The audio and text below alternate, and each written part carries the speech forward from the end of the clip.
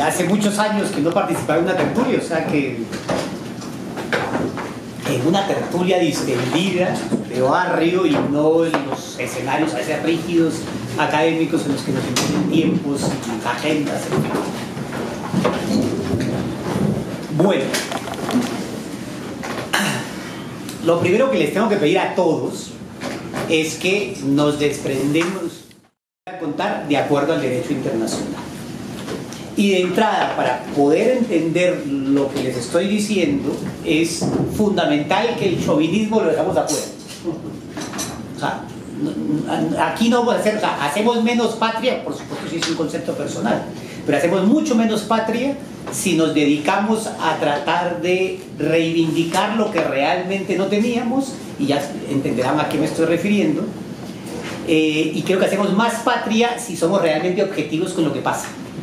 Ahora, normalmente, aunque en Colombia ha sido exagerada la reacción, todos los países que se enfrentan a controversias territoriales en una corte internacional, pues exacerban el nacionalismo, es evidente, y obviamente el gobierno de turno, sea el que sea, pues aprovecha ese nacionalismo, ese chauvinismo, pues para manejarlo políticamente. Pero tal vez ese es el gran problema en un país en el que nos decimos que somos respetuosos del derecho internacional y que realmente somos todo lo contrario. Créanme que si nos pusiéramos a tratar de narrar ni siquiera narrar, escribir la cantidad de veces que hemos incumplido el derecho internacional en Colombia, no solo en este caso, en 1000 ambientes, haríamos toneladas de páginas. Esto tampoco es exclusivo de Colombia. O sea, esto lo hace la mayoría de países en la comunidad internacional, y lo que pasa es que primero se conoce poco el derecho internacional, se manipula, se manosea el derecho internacional, y además en el derecho internacional, de una u otra manera, según el músculo del sujeto, es decir, del Estado que esté en controversia o que quiere generar algún tema o influencia en el sistema, hay ciertas lógicas que funcionan. Y para ello voy a hacerles voy a entrar antes de hablarles del tema, para que entiendan cómo vamos a explicar cómo funciona el sistema internacional. Quiero que hagamos una abstracción y pensemos por unos segundos lo que les voy a contar, y van a entender cómo se construye el ordenamiento internacional y por qué funciona así. Y hay que entender cómo funciona para saber por qué estamos en las que estamos, y ese es parte del problema. Entonces, lo primero que quisiera hacerles es la siguiente. Es un ejemplo medio loco, se lo digo constantemente a los estudiantes y al comienzo todos quedan chocados, pero vamos a jugar por ahí. Imagínense que llega la famosa hecatombe que un presidente alguna vez nos anunció, y se acabó el mundo, y solos estamos los que sobrevivimos en estas 4 paredes, no sé si son paredes, techo, en fin, en este espacio físico, todos los que estamos aquí, nadie más. Este es el nuevo universo. Si este es nuestro universo y nuestro espacio físico en el que nos podemos funcionar, automáticamente, ¿qué va a pasar? La idea es que interactuemos, ¿no? Que me interrumpan cuando quieran. A propósito, ¿qué pasaría en un momento en que nosotros, todos los que estamos aquí, 30, 35, no sé, ni he calculado, pues los que estamos aquí, estamos sometidos a estas 4 paredes? ¿Qué nos pasaría? ¿Qué relación? O sea, cada uno los voy a ayudar para que se vayan soltando, ¿no? Lo primero que va a pasar es que yo primero me voy a empezar a preguntar ¿qué diablos estoy haciendo aquí? O sea, ya no tengo ninguna prioridad para hablar de este tema ni ningún otro, porque la lógica se volvió sobrevivencia. Estamos en un espacio físico limitado en el que cada uno de nosotros va a tener cómo ver cómo sobrevive, y cada uno de ustedes está sentados ahí, también quedan reevaluadas totalmente las ideas por las que llegaron a este momento. Y en ese contexto, cada uno de nosotros va a tratar de ver cómo mejora su posición frente al otro para tratar de sobrevivir en este espacio físico limitado. ¿Hasta ahí vamos? Ahora, si nosotros no fuéramos personas y fuéramos estados, y este espacio físico será el planeta Tierra, así es que se empieza a configurar el sistema internacional, donde cada uno, como estado, como sujeto, pensando en su interés, va a tratar de mejorar su posición en ese espacio limitado llamado planeta. ¿Ahí vamos? Bien. Volvamos igual a la abstracción. Sigamos en la abstracción. Y siguiendo en la abstracción, entonces tenemos otro problema, ¿no? La abstracción ya como seres humanos. Nuevamente, ¿qué comemos? O nos volvemos caníbales y entre nosotros nos comemos, una opción, o aprender a cultivar los ácaros, que acá deben ser hartos, ¿no? Y empezaremos a cultivar los ácaros y tal. Y esa misma lógica nos va a llevar a que unos con más poder que otros, ¿no? Más poder en físico que otros, van a tratar de imponer unas reglas de conducta para que todos tratemos de vivir en este espacio limitado. ¿Estamos de acuerdo? Y entonces va a haber, o sea, apenas estamos en esta situación y esa anarquía básica del comienzo, se va a ir dando una calma chicha impuesta por el músculo de los más poderosos. Y los que seamos los más débiles, ¿qué vamos a hacer? Nos vamos a tratar de meter en la rosca del más poderoso si no lo podemos combatir. ¿Estamos? Sí. Y en esa lógica, esos más poderosos van a ir lanzando una serie de ideas o principios para que nosotros podamos vivir en sociedad. Y así, ahora si volvemos a la lógica de los estados, así es como se configura el sistema internacional. Una serie, empiezan a aparecer los estados-nación, unos más musculosos que otros, unos iban alineando los unos con los otros y ellos iban voltando las reglas, ¿no? Votando ideas que más tarde se iban a convertir en los principios de convivencia de la sociedad de estados. Y así se configura el orden internacional. Entonces, el primer problema que hay que entender para entender derecho internacional es que hay que entender que esto es un régimen jurídico, un ordenamiento jurídico que se crea a la medida de los estados. Ahora, pero no se crea en una lógica democrática en que todos los estados levantaban la mano y empezaban a decir cómo iban a ser las reglas. No, se crea de acuerdo al músculo de unos y van imponiendo unos criterios para los demás. Y esos criterios se van a ir volviendo comunes. Y a medida que se van volviendo comunes, cuando cada uno de esos estados, de esos receptores, se siente obligado con ello, de una u otra manera, pues termina creando derecho, porque empezamos a sentirnos obligados con el principio que nos genera la convivencia en sociedad. ¿Hasta ahí vamos? Entonces, más o menos lo que quiero hacerles ver es que el ordenamiento internacional se configuró porque empiezan a haber una serie de actores o sujetos, unos más poderosos que otros, que están en un sistema en el que además la guerra era permitida. Recuerden que la guerra solo se proscribe a partir de las Naciones Unidas. Antes, la guerra era perfectamente legítima. Un Estado, para hacer prosperar sus intereses, le hacía guerra al vecino. Y no estaba vetada la guerra. Era perfectamente factible. De hecho, todo lo que hoy conocemos como derecho internacional humanitario era el derecho para regular la guerra, nunca para prohibirla. Entonces, eso hay que tenerlo claro. Entonces, en un sistema en el que se crece y se va a ir conformando a punta de músculo, muchas de las reglas van a jugar con esa lógica. Primera cosa. Entonces, siguiendo con el ejemplo abstracto, ya me voy a meter en el tema, no se preocupen. Tarde o temprano llego al tema. Siguiendo con el ejemplo abstracto, esta lógica, ¿no? Imagínense que el ejemplo sea real y que nosotros estamos limitados a estas 4 paredes y tal. Entonces decimos, listo, este rincón para cultivar ácaros, que pondremos unas telas para recoger los que están pegados en el techo y tal. Tendremos que tener una zona para expulsar nuestros fluidos, una ventana, me imagino, tal. Otra zona donde dormiremos y tal. ¿Y qué es lo que empezamos a hacer ahí? Regular convivencia. ¿Estamos de acuerdo? Vamos regulando convivencia. Pero ¿qué pasa si Pedro, Juan o María un día vienen y están borrachos, qué sé yo, y hacen pipí sobre donde justo tenemos los cultivos de los ácaros? ¿Qué hacemos? ¿Castigamos? Claro, los tratamos de castigar. Dos opciones. Si los ácaros es lo que nos comíamos, pues los podemos picar en pedacitos y nos los comemos y solucionamos parte del problema un tiempo. O, pues lo más civilizado dentro de esa lógica es, usted me repara el prejuicio y asume las consecuencias de lo que hizo. ¿Por qué? Porque de alguna manera, en esa estructura que fuimos conformando para crear una sociedad, que por supuesto estoy poniendo un ejemplo jalado de los cabellos para personas, pero sería la lógica del Estado, para manejar la lógica de la sociedad del Estado, la configuración de esa lógica lo que hacía era tener claro quiénes iban a ser los destinatarios de las normas, quiénes las iban generando, cómo creamos las normas y cómo respondemos en el evento que alguien incumple. Y cuando hemos hecho eso, hemos creado una ordenación jurídica de una sociedad. En este caso, la del sistema internacional. ¿Hasta ahí vamos? Bien. ¿Para qué les cuento todo esto? Porque el orden internacional, hasta prácticamente la era de Naciones Unidas, o sea, hasta el final de la Segunda Guerra Mundial, era lo que uno conocía como el ordenamiento jurídico internacional clásico, donde el derecho internacional solo regulaba una cosa, relaciones entre estados. Pero a raíz del final de la Segunda Guerra Mundial, el sistema se empieza a humanizar. Y al humanizarse el sistema, ya la lógica no era la estatocéntrica, sino la antropocéntrica. Es decir, pasamos a la lógica de que el individuo está por encima del Estado, no uno al servicio del Estado, sino el Estado al servicio de uno.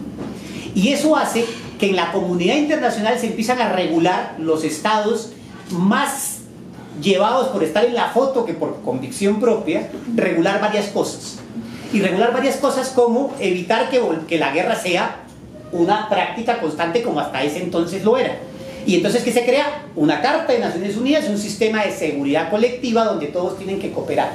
Entonces, por primera vez, ya no se regula, el derecho internacional ya no empieza a regular solo relaciones entre estados, sino empieza a ser marcos cooperativos. Por ejemplo, ser miembro de Naciones Unidas para alcanzar o mantener siempre paz y seguridad internacional, primer marco cooperativo.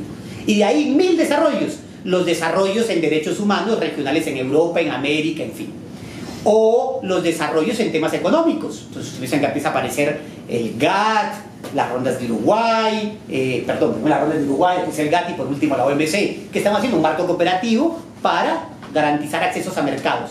Entonces los estados empiezan a descubrir que dentro del orden internacional pueden haber dimensiones en las que ellos han actuado constantemente de acuerdo al músculo, pero también dimensiones en las que actúan de acuerdo a sistemas cooperativos. ¿Ok? Y muchos de esos sistemas cooperativos también terminan siendo sistemas solidarios, o sea que hay que estar en la foto, ¿no? Es decir, si hay violaciones masivas de derechos humanos y yo no pertenezco a un sistema regional de derechos humanos, queda mal, o sea, hay que estar, aunque yo no esté convencido y después trate de buscar una fe de maniobras para que las obligaciones que puedan surgir de ahí no me ataquen o no me vulneren como yo quisiera. En conclusión, que estoy tratando de hacerles ver antes de meternos al tema.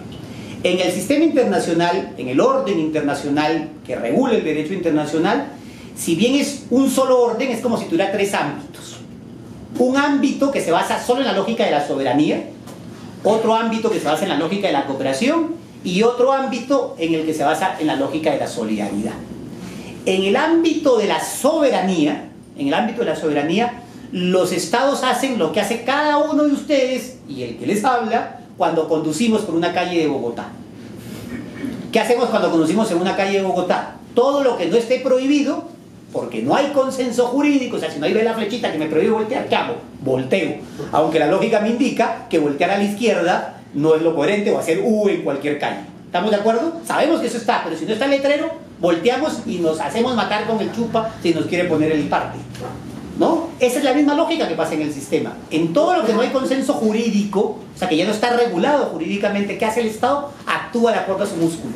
Y esa es la dimensión del sistema internacional que se basa en la lógica de la soberanía. Por ejemplo, ¿por qué Colombia? Esto es solo para ir provocando cosas, pero después ya van a verlo esto en otra forma. ¿Por qué Colombia le puede decir a Nicaragua no lo que está diciendo a partir del 17 de marzo pasado, sino desde el 2012? Yo quiero cumplir, soy un país respetuoso del derecho internacional, pero tengo un impedimento constitucional, entonces necesito solucionarlo. ¿Ustedes creen que Colombia estaría diciendo la misma cosa si fuera México en lugar de Nicaragua? No, idea, no. ¿Por qué lo dicen? Porque no hay consenso jurídico. Ustedes buscan en todas las normas internacionales y no hay una sola norma internacional que diga cuánto se demora un país para aplicar un fallo. Solo te dice que en principio yo debo actuar de buena fe y aplicarlo. ¿Estamos? Y por eso argumenta Colombia, que no es mala la estrategia, decir, no, los países para aplicar fallos se demoran de 5 a 7 años y tal. Los tanques de oxígeno que vas ganando. Y eso es práctica internacional, sí. ¿Es derecho? No. Pero aprovecho el vacío del derecho. Entonces, en todo lo que no haya derecho, o sea, regulación jurídica, siempre los estados actúan de acuerdo a su músculo. ¿Hasta ahí vamos? Bien. Eso por un lado. Por el otro lado, en esos ámbitos, ese es el ámbito de la soberanía. En el ámbito cooperativo, que es el otro que nos interesa, porque verán que justo todo el caso está metido en los dos ámbitos, en el de la soberanía y en el cooperativo. En el ámbito cooperativo, nosotros vamos a encontrar que existe un sistema de Naciones Unidas. Un sistema de Naciones Unidas que busca paz y seguridad. Y si uno se mete a leer el capítulo 6 de la Carta de Naciones Unidas, encuentra que en ese capítulo 6 se habla de la solución pacífica de controversias. Entonces se le dice a los estados, ojo, desde que esta carta se aprobó, está proscrita la posibilidad de usar la guerra. ¿no? Usar la fuerza en contra de otro. Por tanto, la lógica es que los estados de buena fe intenten cooperar entre sí y esa cooperación entre sí los lleve a tratar de solucionar pacíficamente sus controversias. Y la misma carta regula una serie de prácticas consuetudinarias que las codifica, que las cristaliza, las positiviza, las escribe, si nos queremos entender fácilmente. Las escribe en la Carta de Naciones Unidas y dice, los estados ojalá, cuando hay las relaciones se ponen tensas, pues lo básico es que negocien entre sí para mejorarlos. Si no se logra que alguien utilice buenos oficios, un tercer estado, una persona, el papa, un expresidente de algún país, un premio Nobel, ayuda a aproximar a los estados para que encuentren una posibilidad de negociación nueva y restablezcan su relación, sino una mediación, sino una conciliación, una variedad de procedimientos. Esos procedimientos que les estoy contando inicialmente, que están en el capítulo 6, son no jurisdiccionales. Pero existen también otros procedimientos jurisdiccionales que son la última parte. Entonces dice, si los no jurisdiccionales no sirven para solucionar pacíficamente una controversia entre dos estados, pues nos metemos en los jurisdiccionales. ¿Cuáles son los jurisdiccionales? El arbitraje y ir o acudir a un tribunal permanente tipo Corte Internacional de la Haya, que tanto hemos manoseado con este punto. ¿Estamos? Entonces, si se dan cuenta, Colombia puede actuar como cualquier otro estado en el sistema internacional, de acuerdo a su músculo, en todo lo que no esté regulado, y obviamente uno opone el músculo frente a alguien, ¿no? Si es más débil, lo pongo. Si no es más débil, pues yo ni prefiero abstenerme para evitarme líos, ¿no? Y ya lo manejo con vía diplomática. Y estamos en ese ámbito de soberanía frente a esa situación. Pero también, a su vez, estamos obligados, porque somos parte de Naciones Unidas, y entregamos títulos jurisdiccionales de competencia obligatoria a la Corte, para que se someternos al caso. ¿Estamos? Y ese es el otro ámbito cooperativo.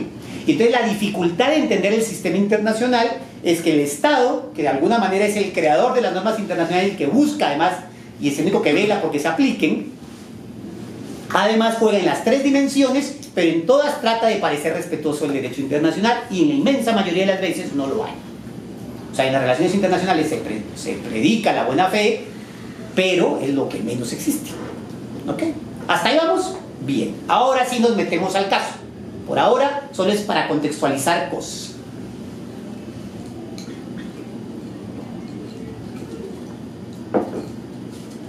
No voy a entrar en la discusión, si no nos salimos de aquí, en la discusión de que San Andrés, Providencia, todo el archipiélago, el Caribe en general, o éramos Nueva Granada o éramos un virreinato español. No me interesa esa discusión por ahora. Y no me interesa porque finalmente nada de esa discusión fue relevante para el caso. Y no fue relevante para el caso porque Colombia y Nicaragua se la pasaran criticando cédulas reales del Imperio Español en su momento, para utilizar un principio que nace en Latinoamérica para poder lograr, digamos, que la independencia de los estados latinoamericanos, cuando nos empezamos a independizar de España, no fuera controvertida por los nuevos países que iban apareciendo. La lógica era usar un principio llamado uti possidetis iuris, que decía: el estado que emerge cuando antes, ¿no? Nueva Granada era un estado. Cuando Nueva Granada emerge como estado independiente, de alguna manera va a tener los límites que ya estaban, que eran los límites internos del virreinato español. Entonces, lo que quería decir uti possidetis iuris es que como poseías antes, poseerás ahora. Y eso de alguna manera hacía que cuando se independizó el Perú, el Reino de la Plata, Nueva Granada y tal, pues de alguna manera estaban más o menos los límites definidos para que no naciéramos peleando, ¿no? Aunque, curiosamente, casi todos los conflictos se dan 150 años después, ¿no? En casi todos los lados. Pero eso es otra discusión. Y entonces parte de las argumentaciones siempre en Nicaragua y Colombia era tratar de mirar los títulos y las famosas cédulas reales de España y tal y todo el cuento. Sin embargo, eso no fue necesario en el debate. Y no fue necesario en el debate porque cuando tú quieres saber quién tiene el derecho a ejercer una competencia territorial sobre una tierra emergida, en este caso el archipiélago, normalmente tú te guías para ver si hay título. Y de alguna manera, para las tres conformaciones principales, San Andrés, Providencia y Santa Catalina, ya había un título, que era el Esguerra Bárcenas, el Tratado de 1928. Para las otras no estaba claro, pero cuando no hay título, la propia Corte ha generado toda una doctrina jurisprudencial que dice, se guía uno por la doctrina de las efectividades. ¿Qué significa la efectividad? pues el territorio, si no ha sido cuestionado por todo ese tiempo y alguien ha actuado durante largo tiempo como señor y dueño del territorio, pues la ausencia de título se suple por la efectividad. Y entonces en la controversia, que ahora les explicaré cómo se llega a eso, pero en la controversia fundamentalmente dice la Corte: yo no tengo que estudiar, para saber de quién es todo el archipiélago, no tengo que estudiar todos los títulos reales. No es necesario, porque ya hay un título entre las dos partes que están controvertiendo que me dejó claro de quiénes son los 3 principales territorios de los 10 que hay. Y los otros 7 todavía no están claros, pero los termina resolviendo por la lógica de la efectividad. O sea, la Corte entra a decir directamente: no hay problema, eso siempre lo ha administrado Colombia. ¿Hasta ahí vamos? Listo. Ahora sí, vamos a meternos en el caso y vamos a ir ordenadamente dentro de este orden.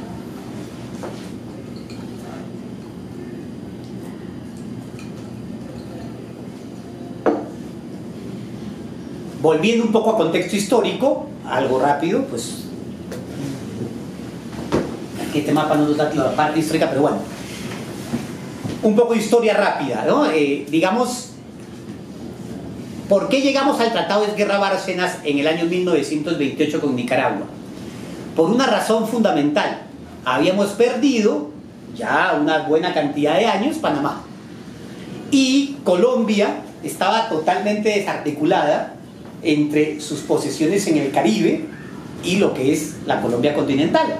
Teníamos hasta ese momento parte de la costa Mosquite, es decir, la costa occidental de Nicaragua, parte de este pedazo era colombiano, algunas cosas del archipiélago, y estábamos a no sé cuántos, pero estoy hablándole de 1928. Si hoy con la justa tenemos 2 corbetas que recorren toda la zona del Caribe occidental, imagínense las dificultades que teníamos para administrar o tratar de tener control de esa situación. Por tanto, para evitar eso y dejar una serie de cosas claras, y había una reivindicación constante en Nicaragua con los títulos y tal, ese cuento que les venía contando, se sientan los dos países y dicen: vamos a hacer un tratado. Y se suscribe en 1928 el famoso Tratado de Esguerra-Bárcenas. Y el Tratado de Esguerra-Bárcenas, eso faltó mandárselos porque eso está en uno, que tanto hemos dicho que es un tratado que nos delimita y nos da todos los derechos y queda todo claro. Yo no sé si ustedes conocen el texto de un tratado, pero normalmente piensen que cuando ustedes se van a aproximar a cualquier tratado internacional, es un texto normalmente de muchas páginas con muchos anexos y tal. Sin embargo, pueden googleenlo. El Tratado de Esguerra-Bárcenas lo encuentran ustedes en cualquier parte. Y cuando lo googlean, uno duda si eso es el tratado. Y duda si no es el tratado porque el tratado entra en un folio y solo tiene 2 artículos. El Tratado de Esguerra-Bárcenas. Y el Tratado de Esguerra-Bárcenas, en el primer artículo, es lo único, o sea, la única parte dispositiva del artículo, o sea, lo que dice, lo que se pacta, está solo en el primer artículo, porque en el segundo, lo único que dice es cómo va a ser, cómo se va a protocolizar para introducir en el derecho interno de cada estado la obligación que está contenida en el primer artículo. ¿Ok? O sea, en una paginita está el famoso Tratado de Esguerra-Bárcenas, en el que dice claramente arriba que es un tratado de atribución de territorios, es decir, definir esos territorios que están ahí de quién son. Punto. Entonces, lo primero que quiero dejar claro en el tratado del 28, lo único que se hace es que se dice: hay unos territorios que son nicaragüenses, y eso es lo que se deja ahí claro. La costa Mosquite le reconoce Colombia que va a ser en ese momento, a partir de ese momento, en Nicaragua, y todas estas, las Islas del Maíz, los Cayos Misquitos, todo este cuento, y además, pero que van a ser de Colombia, tres formaciones, y menciona solo 3 de ellas, que son San Andrés, Providencia y Santa Catalina. Y menciona 2 más, Roncador y Quitasueño. Sin embargo, las menciona en el propio tratado para decir que de esas 2 no se puede hablar porque están en disputa con los Estados Unidos. O sea, de entrada dice: eso no está claro de quién son. Entonces, lo único que queda claro en el tratado es: la costa Mosquitia y estas islas son nicaragüenses y las 3 principales son colombianas. No me crean a mí, lean el tratado. O sea, lo que quiero es que vayan al tratado a la fuente. Y eso es todo lo que dice el tratado. Punto. ¿Cómo se protocoliza un tratado? ¿Cómo se protocoliza un tratado? Un tratado se vuelve derecho para las partes no solo es que una vez se firma, sino pasa eso normalmente a discusión política en los respectivos congresos, y en nuestro caso, en el Nicaragua también es igual, hay que transformarlo en ley, y ya esa ley incorpora la obligación internacional, y a partir de ese momento ya hay tratado. Bueno, cuando se hace la ley, las dos cancillerías hacen un canje de notas, y ahí queda, ya en ese momento hay tratado. El canje de notas para este tratado se hace en el año 30, o sea, 2 años después. Y a instancias de Nicaragua, el canje de notas es más chiquito que el tratado, partan la base de eso, ¿no? Si el tratado es de una página, el canje de notas es de media página. Y en un parrafito chiquito del tratado, a instancias de la propia Nicaragua, dice Nicaragua, necesito por tranquilidad para nosotros, porque hemos visto que esto puede generar problemas, para dejar claro, queremos dejar claro que todos los territorios, ojo, y eso es lo que dice el protocolo, lo pide Nicaragua, instancias de Nicaragua, todos los territorios que están al oeste del meridiano 82 son nicaragüenses y todos los que están al este son colombianos. ¿Estamos de acuerdo?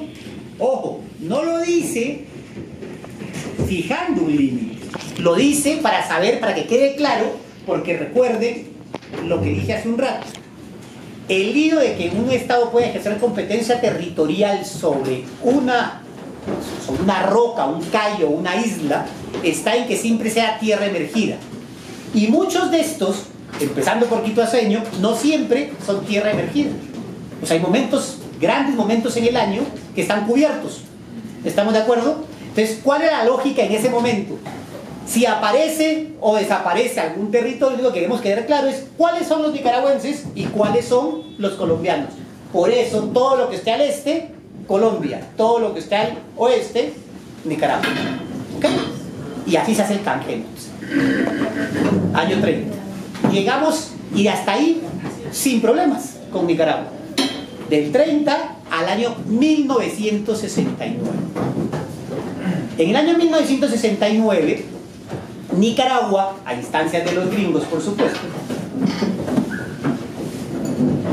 en el año 1969, Nicaragua anuncia que ha hecho un contrato con los gringos para explorar zonas alrededor de Quitasueño. Si se dan cuenta, Quitasueño está al este del meridiano 82, cerca de Quitasueño.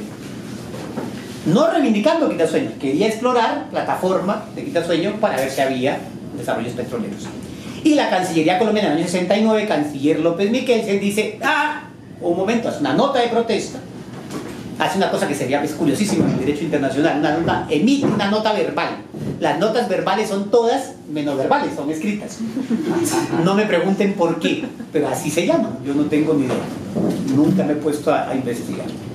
Emite una nota verbal, la Cancillería colombiana dice, lo siento mucho Nicaragua, el meridiano 80 y todo lo que está al este del meridiano 82 es territorio colombiano, porque nosotros delimitamos de esa manera en el año 30, en el año 28, con el Nicaragua.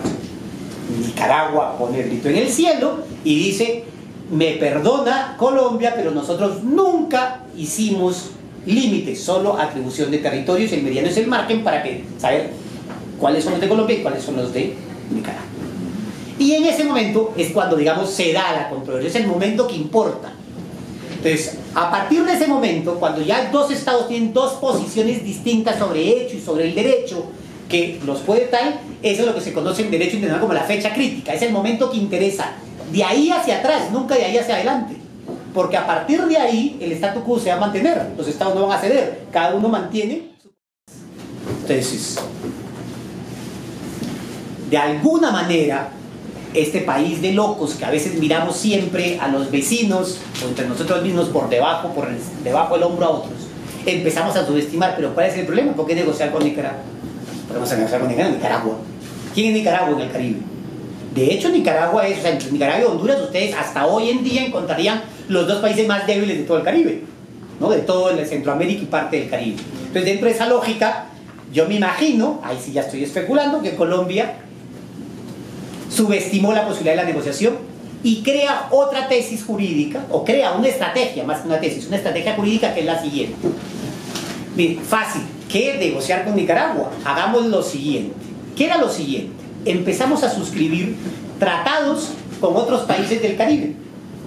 Y le decíamos a todos los países que usted negocia el tratado conmigo, pero eso sí, reconoce que nuestras aguas llegan hasta el meridiano 82. Nuestras aguas llegan hasta el meridiano. ¿Se acuerdan lo que en el Esguerra Bárcenas mencionaba de Roncador y Quitasueño, que los Estados Unidos tal? Pues el primer tratado que suscribimos es en el año 72 con Estados Unidos, que nos reconoce, sí, Roncador y Quitasueño ya no lo vamos a seguir controvirtiendo como si fuera gringo, sino es de Colombia. Y entendemos que los límites marítimos de Colombia se extienden hasta el meridiano 82. Luego, para decir en orden y no saltarme, ¿no? Luego viene el de Costa Rica. Hacemos un tratado con Costa Rica, con Haití, con República Dominicana, todos en el año 78. Y a todos les decíamos, acá, ¿nos van reconociendo? Sí, todo el meridiano 82 es su límite. Entonces le íbamos imponiendo el límite a la mano de los nicaragüenses, con otros tratados. O sea, es decir, yo genero la obligación con un tercero para imponérsela al que estoy tratando de hacer. Es como si Julio y yo seamos dos casas vecinas y la compañera que está aquí es la vecina del medio y decimos, tu carro es muy grande, el mío es muy grande, saquémosle el garaje a esta mujer, hagamos un tratado entre los dos y decimos que tu garaje llega hasta ahí y el mío está acá. ¿Estamos de acuerdo? Y eso fue lo que empezamos a hacer, una serie de tratados con varios países para imponer el límite a Nicaragua. Y hicimos además, ahí me voy a saltar un rato y después me voy a regresar históricamente. El último que hicimos, o el penúltimo, perdón, que hicimos, fue tal vez el más doloroso para Nicaragua. Fue con Honduras. Honduras ha sido el enemigo natural de Nicaragua. O sea, son dos estados que nacen desde la Confederación Centroamericana peleando. Curiosamente los dos más pobres, pero los que más palos se han dado. Y Honduras tenía una controversia, siempre ha tenido una controversia peleando con Nicaragua muy parecida a la de Nicaragua con nosotros. Y entonces hacemos un tratado que ese sí es divino. Y es el siguiente. Esa es la razón que necesito que digan esto. Meridianos son los verticales, paralelos son los horizontales. Entonces, paralelo 15, que pasaría por aquí. Oye, este es el límite entre Honduras y Nicaragua, esta diagonal que está aquí. Si uno proyectara el paralelo 15, se dan cuenta que está quitando mar a Nicaragua. ¿Estamos? Y este es el meridiano 82. Pues Colombia y Nicaragua hacen un tratado en el que mutuamente se reconocen. El límite tuyo más occidental en el Caribe es el meridiano 82. El límite más al sur de nuestras aguas por parte de Honduras es el paralelo 15. Y entre los dos creamos la zona rosa del Caribe, excluyendo, digamos, 82 con 15, ¿no? Por eso es la zona rosa. Con el que no entendió el chiste. Creamos la zona rosa. Creamos la zona rosa del Caribe, robándole, entre comillas, imponiéndole un límite a Nicaragua. Y ese tratado es el que indigna más a los nicaragüenses. ¿Okay? Vale. Entonces, la estrategia era esta. López Miquelsen sabía que no solo bastaba esto, sino que además esto nos mejoraba la posibilidad de algún día negociar con Nicaragua, porque Nicaragua se iba viendo cercada con una cantidad de tratados que le íbamos imponiendo con otros terceros, y cualquier cosa que entráramos a negociar, seguro la aceptaba el presidente de turno porque iba a ser ganancia para ellos. ¿Me dejo entender? Y eso lo insistía López Miquelsen. Pero a partir de ese momento, cuando se empieza a generar toda esta estrategia, caímos en manos de un nefasto personaje. El que ha liderado todo el proceso hasta el fallo del 2012, ya el 2012 acá cambió, todo este asunto es un señor llamado Londoño Paredes. Señor Londoño Paredes es, y hay que reconocerlo, ha hecho una gran cantidad de cosas en cartografía colombiana, y es el que tal vez se conoce mejor los límites colombianos. De hecho, él es artífice de casi todos los tratados de estos que les estoy mencionando.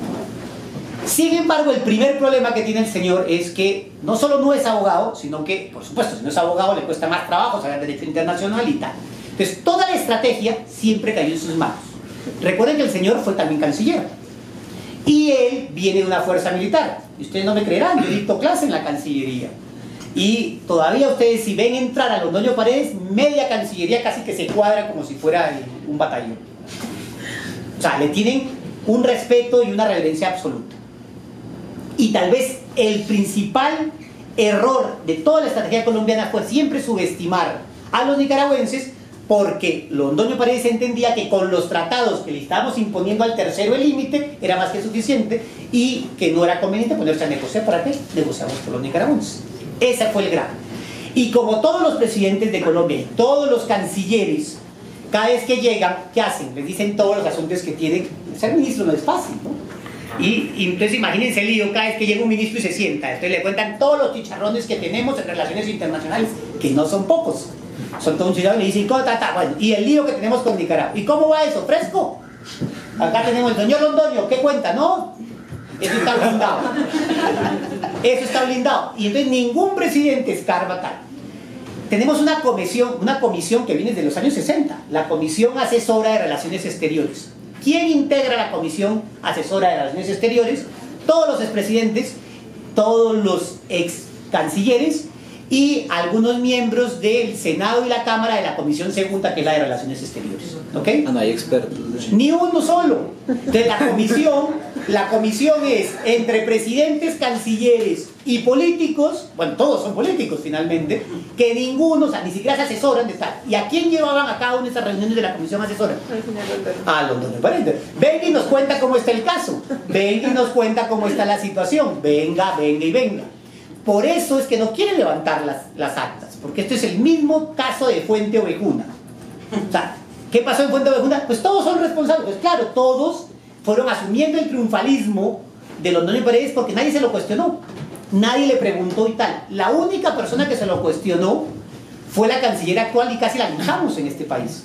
No sé si se acuerdan, en mayo del 2012, la canciller hizo una conferencia de prensa y dije, pilas, señores, por si acaso, porque a veces la Corte Internacional de Justicia hace fallos salomónicos y puede estar tentada a hacer, y acá el país se paró, todo el mundo.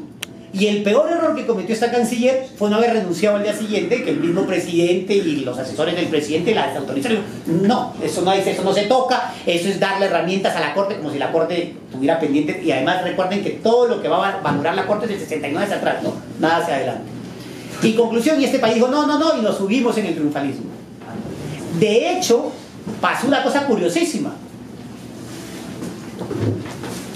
Esto fue en mayo a mediados, a comienzos de mayo del año 2012, cuando la canciller hace eso. Y apenas hace eso, nosotros estábamos organizando un foro en la universidad y dijimos, nos llevamos a la canciller y a todos y a Londoño y tal. Y entonces estamos tal porque la canciller ya abrió el panorama y tendrá que Londoño hablar, porque Londoño mantenía todo en un ¿sabes? Al único que los informaba era la comisión asesora. Al país eso era un secretismo pleno.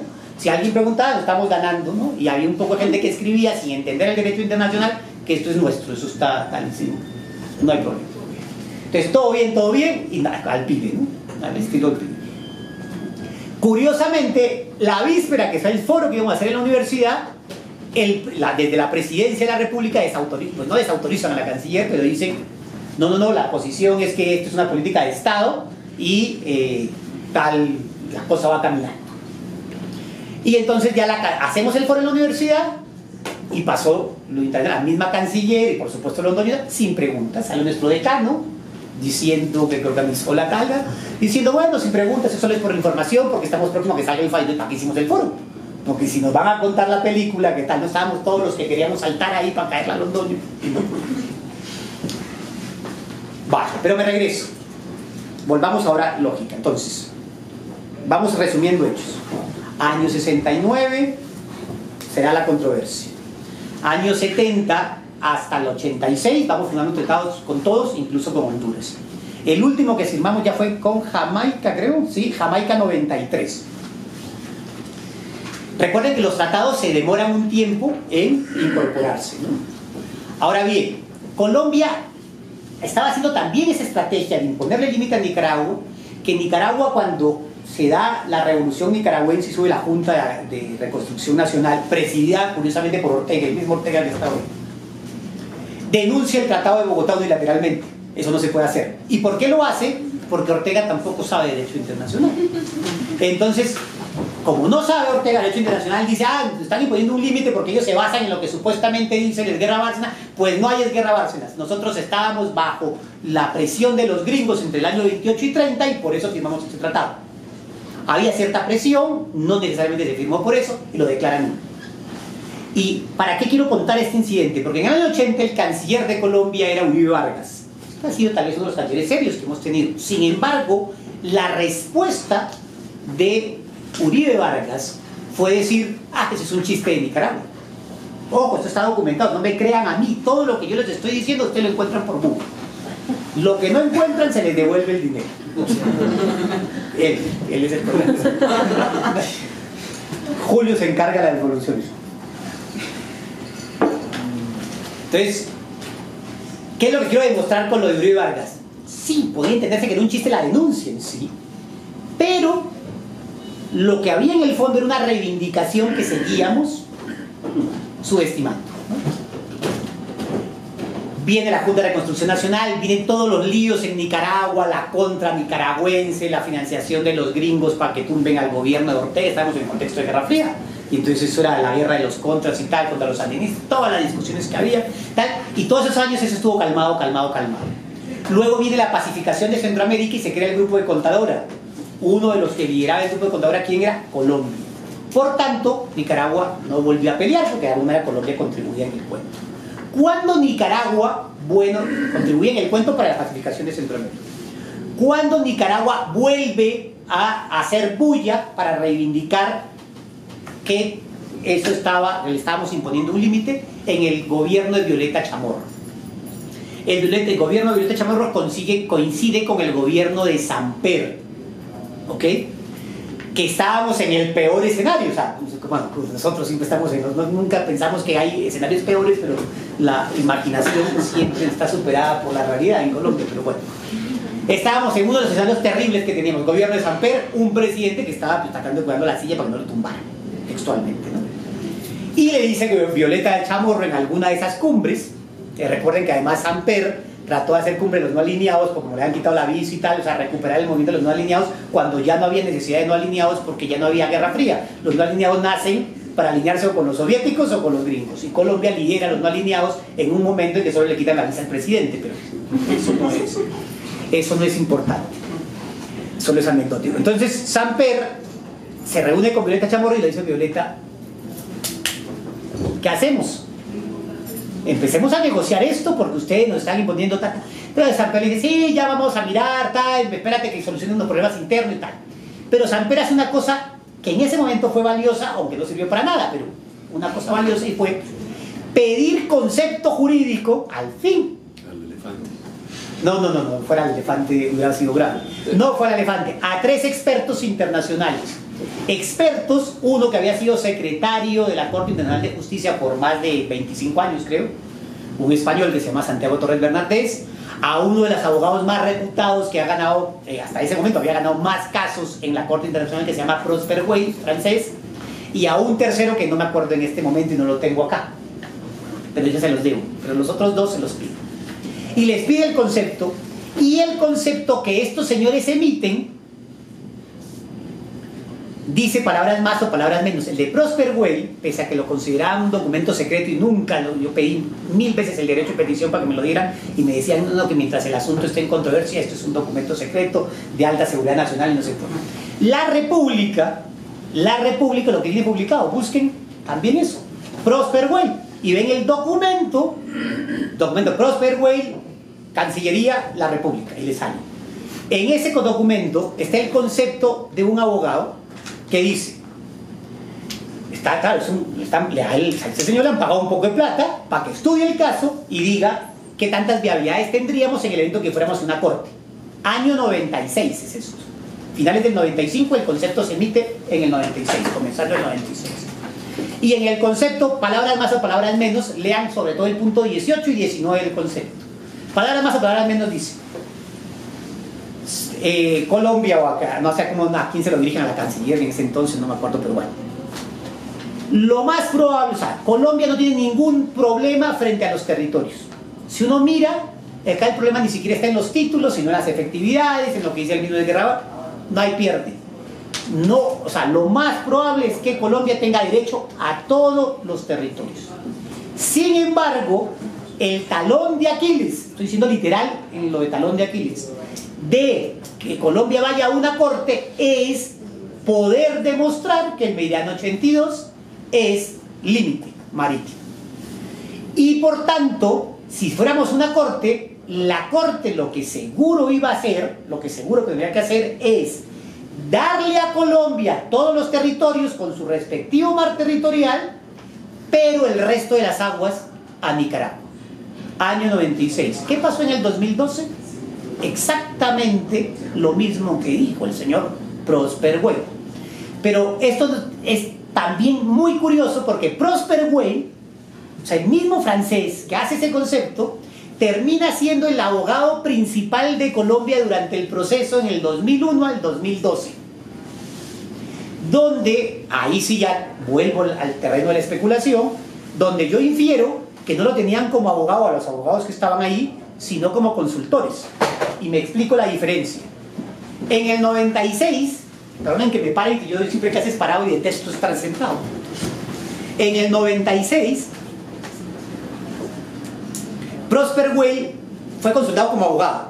Es decir, ¿cuál es su opinión jurídica sobre este caso? Y con su experticio él contesta y dice claramente. Pero cuando lo contratan en el 2001, yo creo que lo han consultado más como un consultor. ¿Qué es? ¿Cómo funciona la diferencia entre una cosa y la otra? Muy sencillo. Si a mí me llama el Estado en este momento, por ejemplo, o sea, ¿yo por qué puedo decir todo lo que estoy diciendo? Porque estoy diciendo desde la academia, tengo cómo fundamentarlo y tal. Pero si me contrata la Cancillería en este momento con un jugoso contrato y me dice, necesito que defienda esta tesis, ¿qué hago yo? Pues claro, utilizo toda mi experticia para defender la tesis. Ahí es donde viene parte del problema. Como Londoño Paredes tenía una tesis, había que defender la tesis de Londoño Paredes. Y los abogados igual están cobrando, a veces es un taxímetro, ¿no? Es un taxímetro que cobras en cientos de miles de dólares. ¿No? Para que se hagan una idea, Remiro Brotons, que es uno de los abogados que ha estado en todos los procesos de Nicaragua, ¿no? En todos los procesos entre lo que ha hecho las asesorías con Honduras y Colombia hasta el 2012 nomás, estoy hablando de un promedio de 8 años entre todo ese periodo, pongámosle 10 y pongámosle 12, porque a lo mejor lo fueron consultando antes de empezar todas las demandas. Se ponen una docena de años, se ganó, y eso está público, porque él es español y declara en España, 4 millones de dólares. Ya quisiera yo ganarme 4 millones de dólares en 4 años. ¿No? O sea, son pocos los que se pueden ganar eso en el derecho internacional. Entonces, ¿cuántos han ganado esos abogados? Pues lo que le está pagando el Estado. Y si te dicen, pero mi opinión es esa, sí, su opinión es esa, pero nosotros queremos defender esto. ¿Qué hacemos? ¿Qué haces tú? Si finalmente eres más consultor, depende. Si tú quieres cuidar tu prestigio y decir no, porque no me conviene perder, pues diré no y renuncio. O si quieres mantener la teta, pues ¿qué haces? Sigues mamando. Así de sencillo, ¿no? Esa es más o menos la lógica.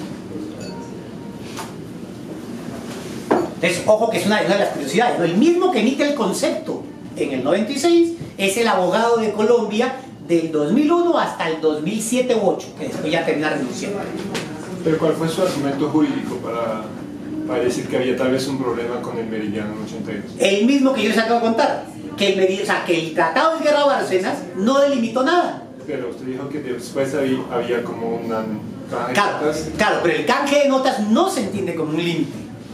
O sea, es para que nos entendamos. ¿Cómo se hace un tratado? Dos partes, tú y yo, si fuéramos Estados, nos sentamos y negociamos, ¿no? Entonces, ¿en qué nos ponemos de acuerdo? En lo que estamos negociando. Y después que nos ponemos de acuerdo en lo que estamos negociando, nos ponemos de acuerdo en los términos en que lo escribimos. Vamos a cuidar las palabras, los verbos y tal, porque es clave, ahí viene la obligación. ¿Hasta ahí vamos? Listo. Pero después, para que el tratado entre en vigor, hay que hacer una serie de procesos. Y en esos procesos, tú puedes poner notas y tal, pero no vas a cambiar jamás la obligación original, porque de lo contrario estaríamos negociando nuevamente.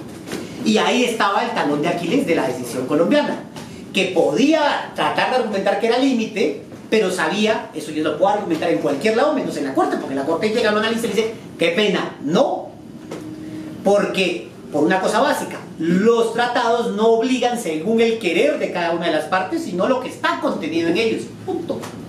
Es por eso que cuando ustedes le venden, así sea un esfero o un pañuelo a su vecino, y sea amigo y tal, tratan de escribirlo. ¿Por qué tratan de escribirlo? Para dejar clarito cómo fue las condiciones. Esa es más o menos la idea. Después, claro, si así todo, y en Colombia que estamos bien dados para discutir todo, vemos que dice, ah no, pero es que te dice que yo te daba el pañuelo todos los años todos los 29 de febrero, todos los 28 de febrero, pero este año ya hasta 29, puedo ganarme un día más antes de darte español y tú tienes que pagarme un interés más y puedo ponerme a interpretar. Por eso es que se negocia con detalle y todo lo que hagas para que ese tratado entre en vigor, pues no se entiende que modifica el tratado. ¿Estamos? Ese es parte del error fundamental de nuestra estrategia. Ahora bien, si se dan cuenta con lo que he dicho, era muy poco probable que pudiéramos ganar en el caso. O sea, ganar más allá de lo que ganamos, imposible. ¿Qué podíamos ganar? Demostrar que la tierra emergida con su mar territorial era nuestro. Lo demás era absolutamente discutible. Y entonces acá viene otra lógica. ¿Cuándo se firmó el Esguerra Bárcenas? 1928.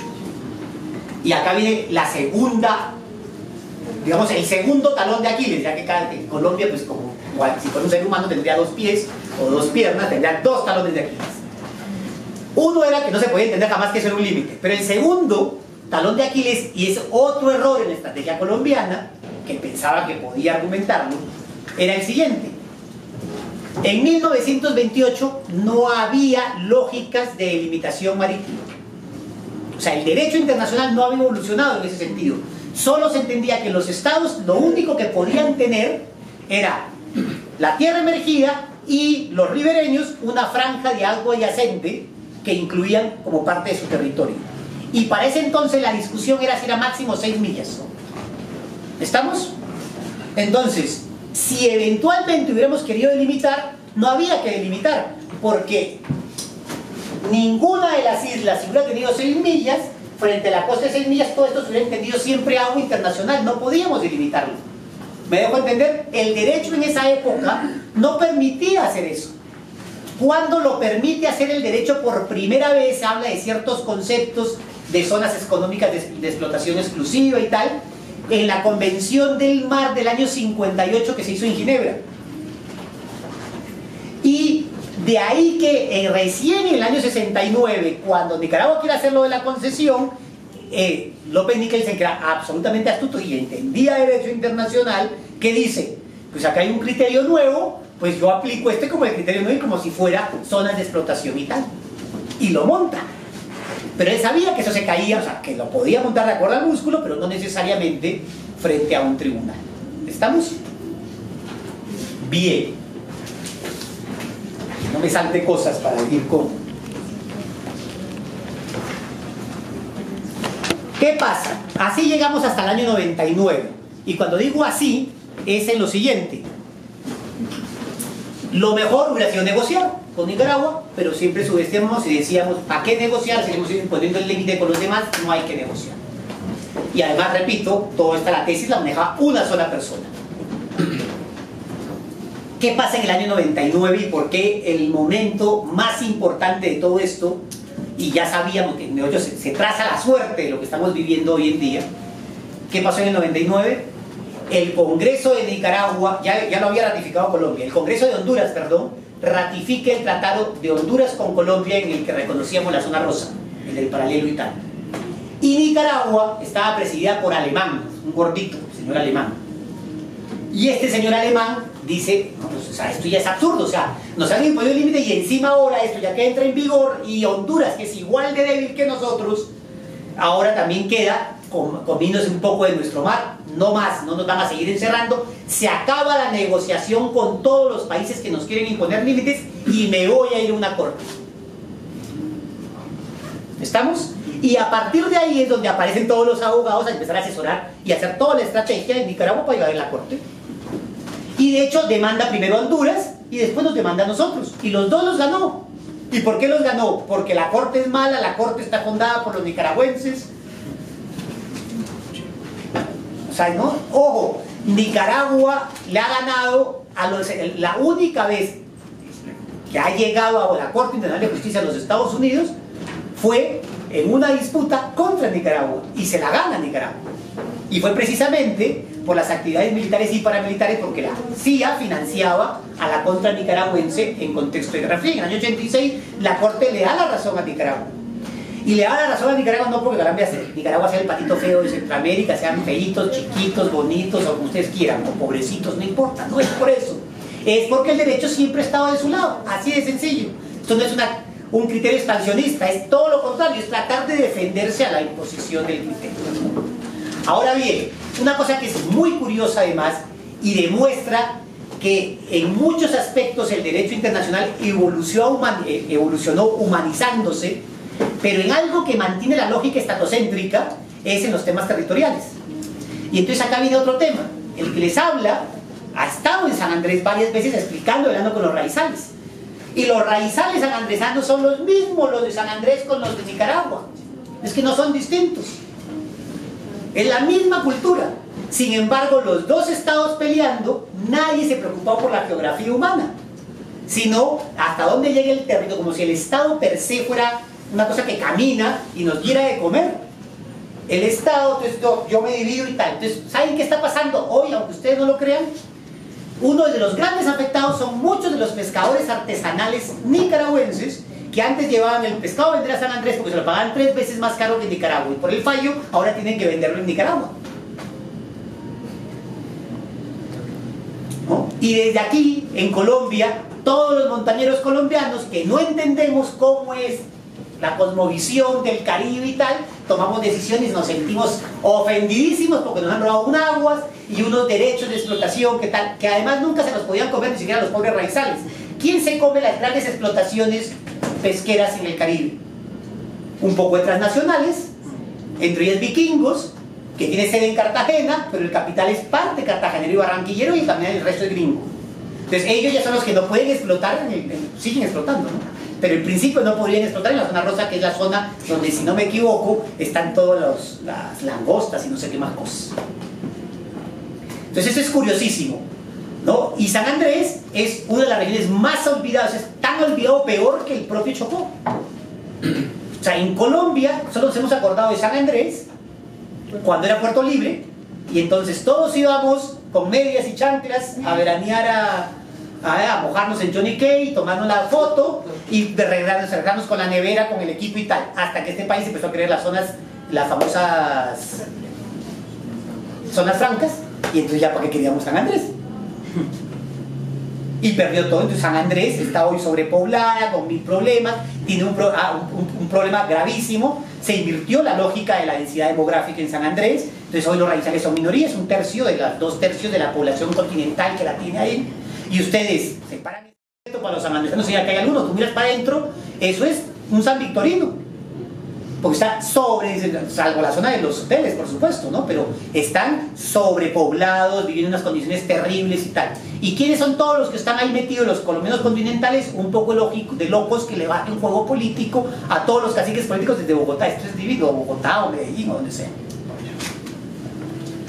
Pero a eso nos preocupa San Andrés, porque es que todos nos hay que rasgarnos, cortarnos las venas, porque nos están robando nuestro mar, ¿no? Y de hecho la estrategia del gobierno, ¿cuál es? Es decir, con la chequera para calmar sanandresanos, porque en lo que han sido muy astutos los raizales es decir, pues ¿para qué me sirve ser de Colombia? Entonces para eso nos independizamos y tal. Entonces ahí le sales con una serie de políticas asistencialistas, tanto que nos quejamos que el asistencialismo y que el socialismo del siglo XXI y tal, estamos igualitos, girando cada vez que hay un fallo. Tiene que salir corriendo el presidente a repartir chequera por un tiempo para medio calmar gente. Mermelada o como quieras, sí. Que no está mal, pero esa no es la lógica, ¿no? O sea, lo que hay que hacer es políticas sostenibles por San Andrés. En conclusión, para ir avanzando en el tema, 2001, 6 de diciembre, 5 de diciembre para poner esto, 5 de diciembre Colombia, 5 de diciembre de 2001, Colombia se entera que al día siguiente Nicaragua va a presentar la demanda en la corte. Y el canciller, que era Fernández de Soto, discípulo de Londoño, otro personaje bastante siniestro, estaba en París. Y como pasan estas cosas en Colombia, hay cosas que no pueden entender en Colombia, Colombia se entera que en Nicaragua iba a presentar la demanda al día siguiente. Explíquenme cómo, pero se entera. Y entonces, ¿saben qué hace Colombia? Para que vean lo respetuosos que somos. Colombia había hecho en el año 32 y en el año 37 2 declaraciones de que reconocía la competencia obligatoria de la Corte Internacional de Justicia, ¿ok? Y cuando se entera que va a demandar al día siguiente en Nicaragua, sale una nota de la Embajada de Colombia en París a, ¿quién sería ese? Kofi Annan, creo que era en ese entonces el secretario de Naciones Unidas, diciéndole: hey, secretario, ¿se acuerda de esas declaraciones unilaterales que mandamos en el año 32 y en el año 37, en la que nos estaríamos obligados a comparecer a la corte? Ya no valen más. Desde este momento no valen más. ¿Para qué? Para que al día siguiente, cuando nos mandan, voy a poder decir que no estamos obligados a ir. ¿Por qué hace esa estrategia Colombia y no la del Pacto de Bogotá? O sea, ¿por qué no denuncia el Pacto de Bogotá también? Bueno, por una sencilla razón. Colombia también interpreta, o sea, es que el problema es que queremos siempre entender el tratado de acuerdo a nuestro interés y no lo que dice. O sea, en lugar de decirle a alguien objetivamente qué dice esto, dígame, tengo la razón. No, no la tienes. En el Pacto de Bogotá, palabras más o palabras menos, dice que la Corte estará obligada a resolver las controversias entre los países miembros, entre ellos Colombia y Nicaragua, siempre que no hayan sido resueltas previamente por algún instrumento jurídico, entiéndase, un tratado. Entonces, como Colombia decía que la exguerra Bárcenas había delimitado, pensaba que al llegar a la Corte le decía: pero si es que ya existe un tratado, y como el tratado hizo el límite, usted no está obligada, no puede, ni siquiera tengo que comparecer. Por eso en el 2001 Colombia presentó excepciones para decirle a la Corte: usted no es competente. No es competente porque yo la víspera retiré las declaraciones unilaterales, y porque el Tratado de Bogotá dice que solo sería competente si esto no se hubiera solucionado por un instrumento jurídico, pero yo ya tengo el Tratado de Bogotá. Y, perdón, yo tengo el Tratado de Bárcenas y ya está solucionado. Y entonces, con esa lógica, juró, ¿qué tal? Entonces ahí es cuando algunos en la academia empezamos: pero ¿sabes? Lo poco que podemos entender es que estamos re locos en este país, cuando sabíamos que estábamos gestionando la competencia. Y entonces varios empezamos a decir: pues vamos a perder las excepciones. ¿Y por qué vamos a perder las excepciones? Porque primero, uno en el sistema internacional no puede quitarse las obligaciones de encima de un día para otro, si no sería facilito. Cada vez que alguien me quiere hacer cumplir algo, yo digo: ah, pues ya no más, no, pateo el tablero, no hay tratado, te rompo el tratado y se acabó, mira a ver qué haces. Entonces siempre hemos visto, o sea, siempre la práctica internacional así: si tú retiras una declaración unilateral, mínimo un año para que surte efectos. El mismo Tratado de Bogotá te dice que si lo denuncias tienes un año para que a partir de después del vencimiento del año tenga surte efectos. De hecho, uno de los abogados de Colombia que se murió en el proceso, que era inglés, no me acuerdo el apellido en este momento, bueno, ahora me saldrá, y si no, ustedes buscan el inglés, que estuvo de los abogados de Colombia en el proceso, tradujo, es el que... ¿Wells? ¿Cómo? ¿Wells? Puede ser. ¿Prosper Wells? No, Prosper Wells es el francés, que es el que está diciendo, no. El inglés, que no me acuerdo y se murió. Este inglés, hay un manual de Derecho Internacional Clásico de Penhagen, que es uno de los padres del Derecho Internacional Clásico y tal, y el que lo tradujo al inglés para todos los países fue este señor que fue abogado de Colombia, que ya está muerto. Y cuando aclara varias cosas de cómo se manejan las obligaciones por tratados y tal, siempre deja claro que los efectos de una obligación internacional, a menos que se diga otra cosa por las partes, no pueden surtir efecto antes de un año. Entonces lo que quiero hacer ver es que incluso hasta los abogados que nos defienden tenían eso claro, pero nosotros seguíamos diciendo que no. Por eso sigo insistiendo que no teníamos abogados sino consultores, ¿no? O sea, que estaban jugando a la lógica del consultor.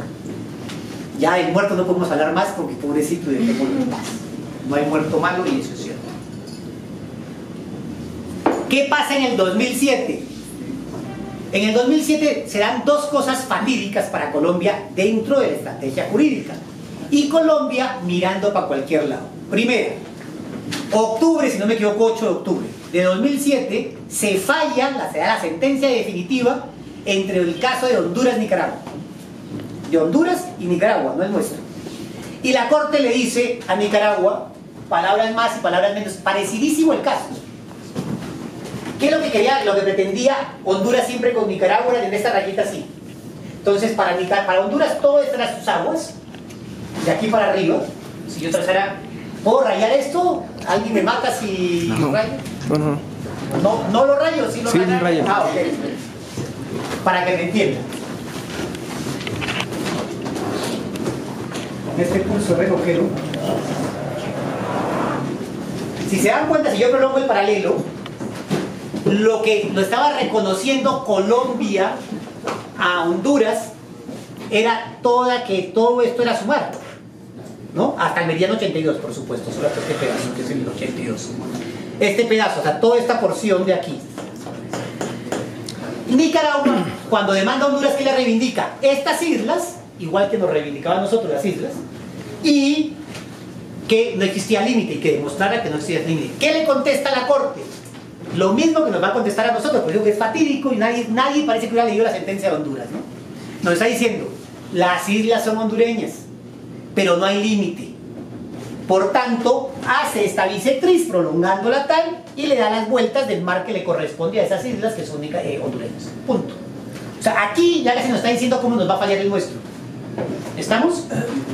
Cancillería colombiana de ese entonces. El desafortunado, digo desafortunado porque tuvo muy mala fortuna este señor Araujo, que acababa de salir de la selva después de estar 7 años, 8 meses secuestrado. Y en el único país del mundo que se te ocurre nombrar un canciller que debe saber qué está pasando en el mundo y que estaba aislado del mundo por casi 8 meses, es Colombia, y lo ponen de canciller. Porque lo que queríamos era buscar la comprensión del mundo con el secuestro y tal. O sea, como casi siempre invertimos los después del pobre señor Araujo, lo cogen a mansalva cuando sale esta sentencia en una conferencia de prensa y dice, ¿qué dice el señor? Pues lo que le dicen. ¿Y qué dice el señor? Lo que le dicen, nada, el fallo de Honduras con Nicaragua no nos afecta en nada. ¿Cómo nos afecta si la Corte ya dijo que el paralelo no era límite y nosotros tenemos un tratado con Honduras en que nos reconocemos eso mutuamente? ¿Qué hizo? Tumbó el tratado. Pero nadie. 2 meses después, estamos en el mismo 2007, se resuelve la sentencia de las excepciones preliminares que presentó Colombia. ¿Y qué dice? La Corte nos dice 3 cosas. Y nos dice, claro, entonces partan de la base, esto es pura estrategia jurídica, los que sean abogados o no están abogados entenderán a lo que me refiero. Cuando uno está en una controversia jurídica, no solo en derecho internacional, en cualquier tipo de debate jurídico interno o el que sea, uno cuando pretende algo siempre pretende lo máximo, ¿cierto? Entonces mete una, o sea, pide hasta tal, pero va jugando, va, digamos, moderando sus pretensiones, pretensión principal, pretensiones auxiliares y tal. En la demanda de Nicaragua contra Colombia, de entrada, ¿qué pide Nicaragua? El archipiélago. El archipiélago es nuestro porque el Esguerra Bárcenas es nulo, te recoge la tesis vieja. Nicaragua, los abogados sabían perfectamente que eso se caía de su peso. Lo que sabía Nicaragua que podía ganar era el agua. Pero, como nosotros vimos que eso pedía Nicaragua, nuestro excelente agente llamado Londoño Paredes se dedicó a recoger toneladas de papeles que venían desde los archivos de Sevilla, en el que mostrábamos todos los títulos y que la tierra era nuestra y tal, para demostrar que el territorio era nuestro. Y que es nuestro y que siempre fue nuestro, tal, llenos de papeles y tal, y eso fue todo lo que mandamos para la Haya, para la Corte. La Corte ni siquiera los miró. Acá no hay problema, acá el problema está en el Esguerra Bárcenas, en que yo veo, por las efectividades, usted ya me demostró sobrado Colombia, que los 3 territorios principales son suyos, pero en particular San Andrés, provincia de Santa Catalina, porque están mencionados en el Esguerra Bárcenas. Entonces lo primero que dice, no se puede aceptar la pretensión nicaragüense porque el Esguerra Bárcenas es válido. Y lo único que resolvió el Esguerra Bárcenas fue los 3 territorios principales. La propiedad, digamos, de los 3 principales. Pero, como no resolvió todo, yo sí soy competente con base en el Tratado de Bogotá, porque el tratado no resolvió los otros 7 territorios y tampoco delimitó. Y entonces, ¿qué era lo grave para Colombia en ese momento? Nos decía, los 3 principales son suyos, los otros 7 no sabemos, vamos a discutirlos en el fondo, y tenemos que hacerle una rayita de límite porque acá no hay límite. O sea, ¿cuándo perdimos nosotros? En diciembre del 2007. Sin embargo, el presidente Uribe de turno salió diciendo, es el triunfo más importante en toda esta controversia con Nicaragua, porque nos reconocieron San Andrés, pues por supuesto que lo tenían que reconocer, no había pierde en eso, en la tierra. ¿Estamos? Bien. Para los libros de los colegios esto. No, pero, Nicaragua en su momento denunció el Tratado de Esguerra Bárcenas, esa posición de renunciar, digamos, a un tratado. ¿Por qué Colombia no lo acogió?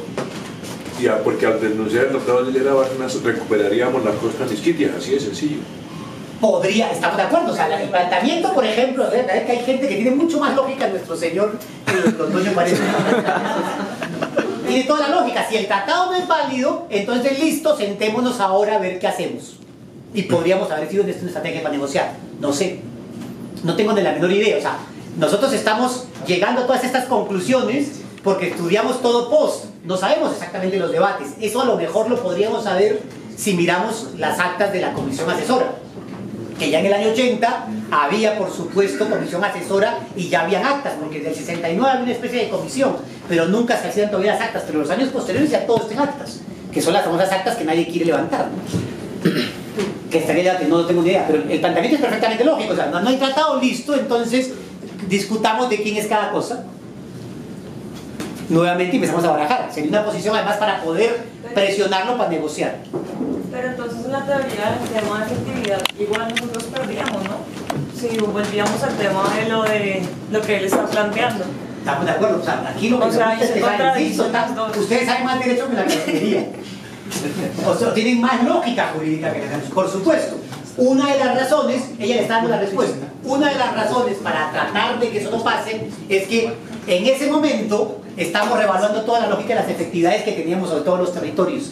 Y entonces Nicaragua también se puede afectar por las efectividades en su costa mosquitia y en las islas del Caribe, las mosquitas y las maíces que se llaman, las coronias, pero podrían estar revaluando la tesis, claro. Esa puede ser una de las razones. ¿Qué pasaba ya desde el 2007 al 2012? Pues teníamos que esperar que nos hicieran la rayita, ¿no? Y que nos hicieran la rayita y que nos dijeran qué pasaba con los territorios. En el debate jurídico, la Corte, con poca argumentación colombiana, Colombia, repito, se preocupó más por los títulos, por argumentar todo lo relativo a los títulos de las cédulas reales y toda esta carreta. La misma Corte, con los propios argumentos que tenía, los pocos que tenían ese sentido Colombia, pero los mismos de Nicaragua, nunca discutió que efectivamente, o sea, las efectividades eran colombianas. Por eso, de entrada, en el fallo del 2012, lo primero que hace es reconocer que todos los territorios son colombianos. E incluso hace algo que Colombia estaba muerto del susto que pudiera hacer, y era reconocer a Quitasueño como isla, como tierra emergida. Porque acá hay internet. Sí. O sea, si alguien tiene una tablet o un computador, busquen imagen Quitasueño para que vean cómo están. Ustedes no se pueden parar en Quitasueño sin mojarse los pies. O sea, la discusión es si Quitasueño tiene tierra emergida. ¿Estamos de acuerdo? Y gracias a la Armada colombiana, que solicitó una cantidad de estudios, la Armada la tenía clarísima, lo de la tierra emergida, hizo una cantidad de estudios que se los soportó a todos a la defensa colombiana, demostró que solo hay 24 momentos en el año en que se alcanza a ver un pedacito de la roca.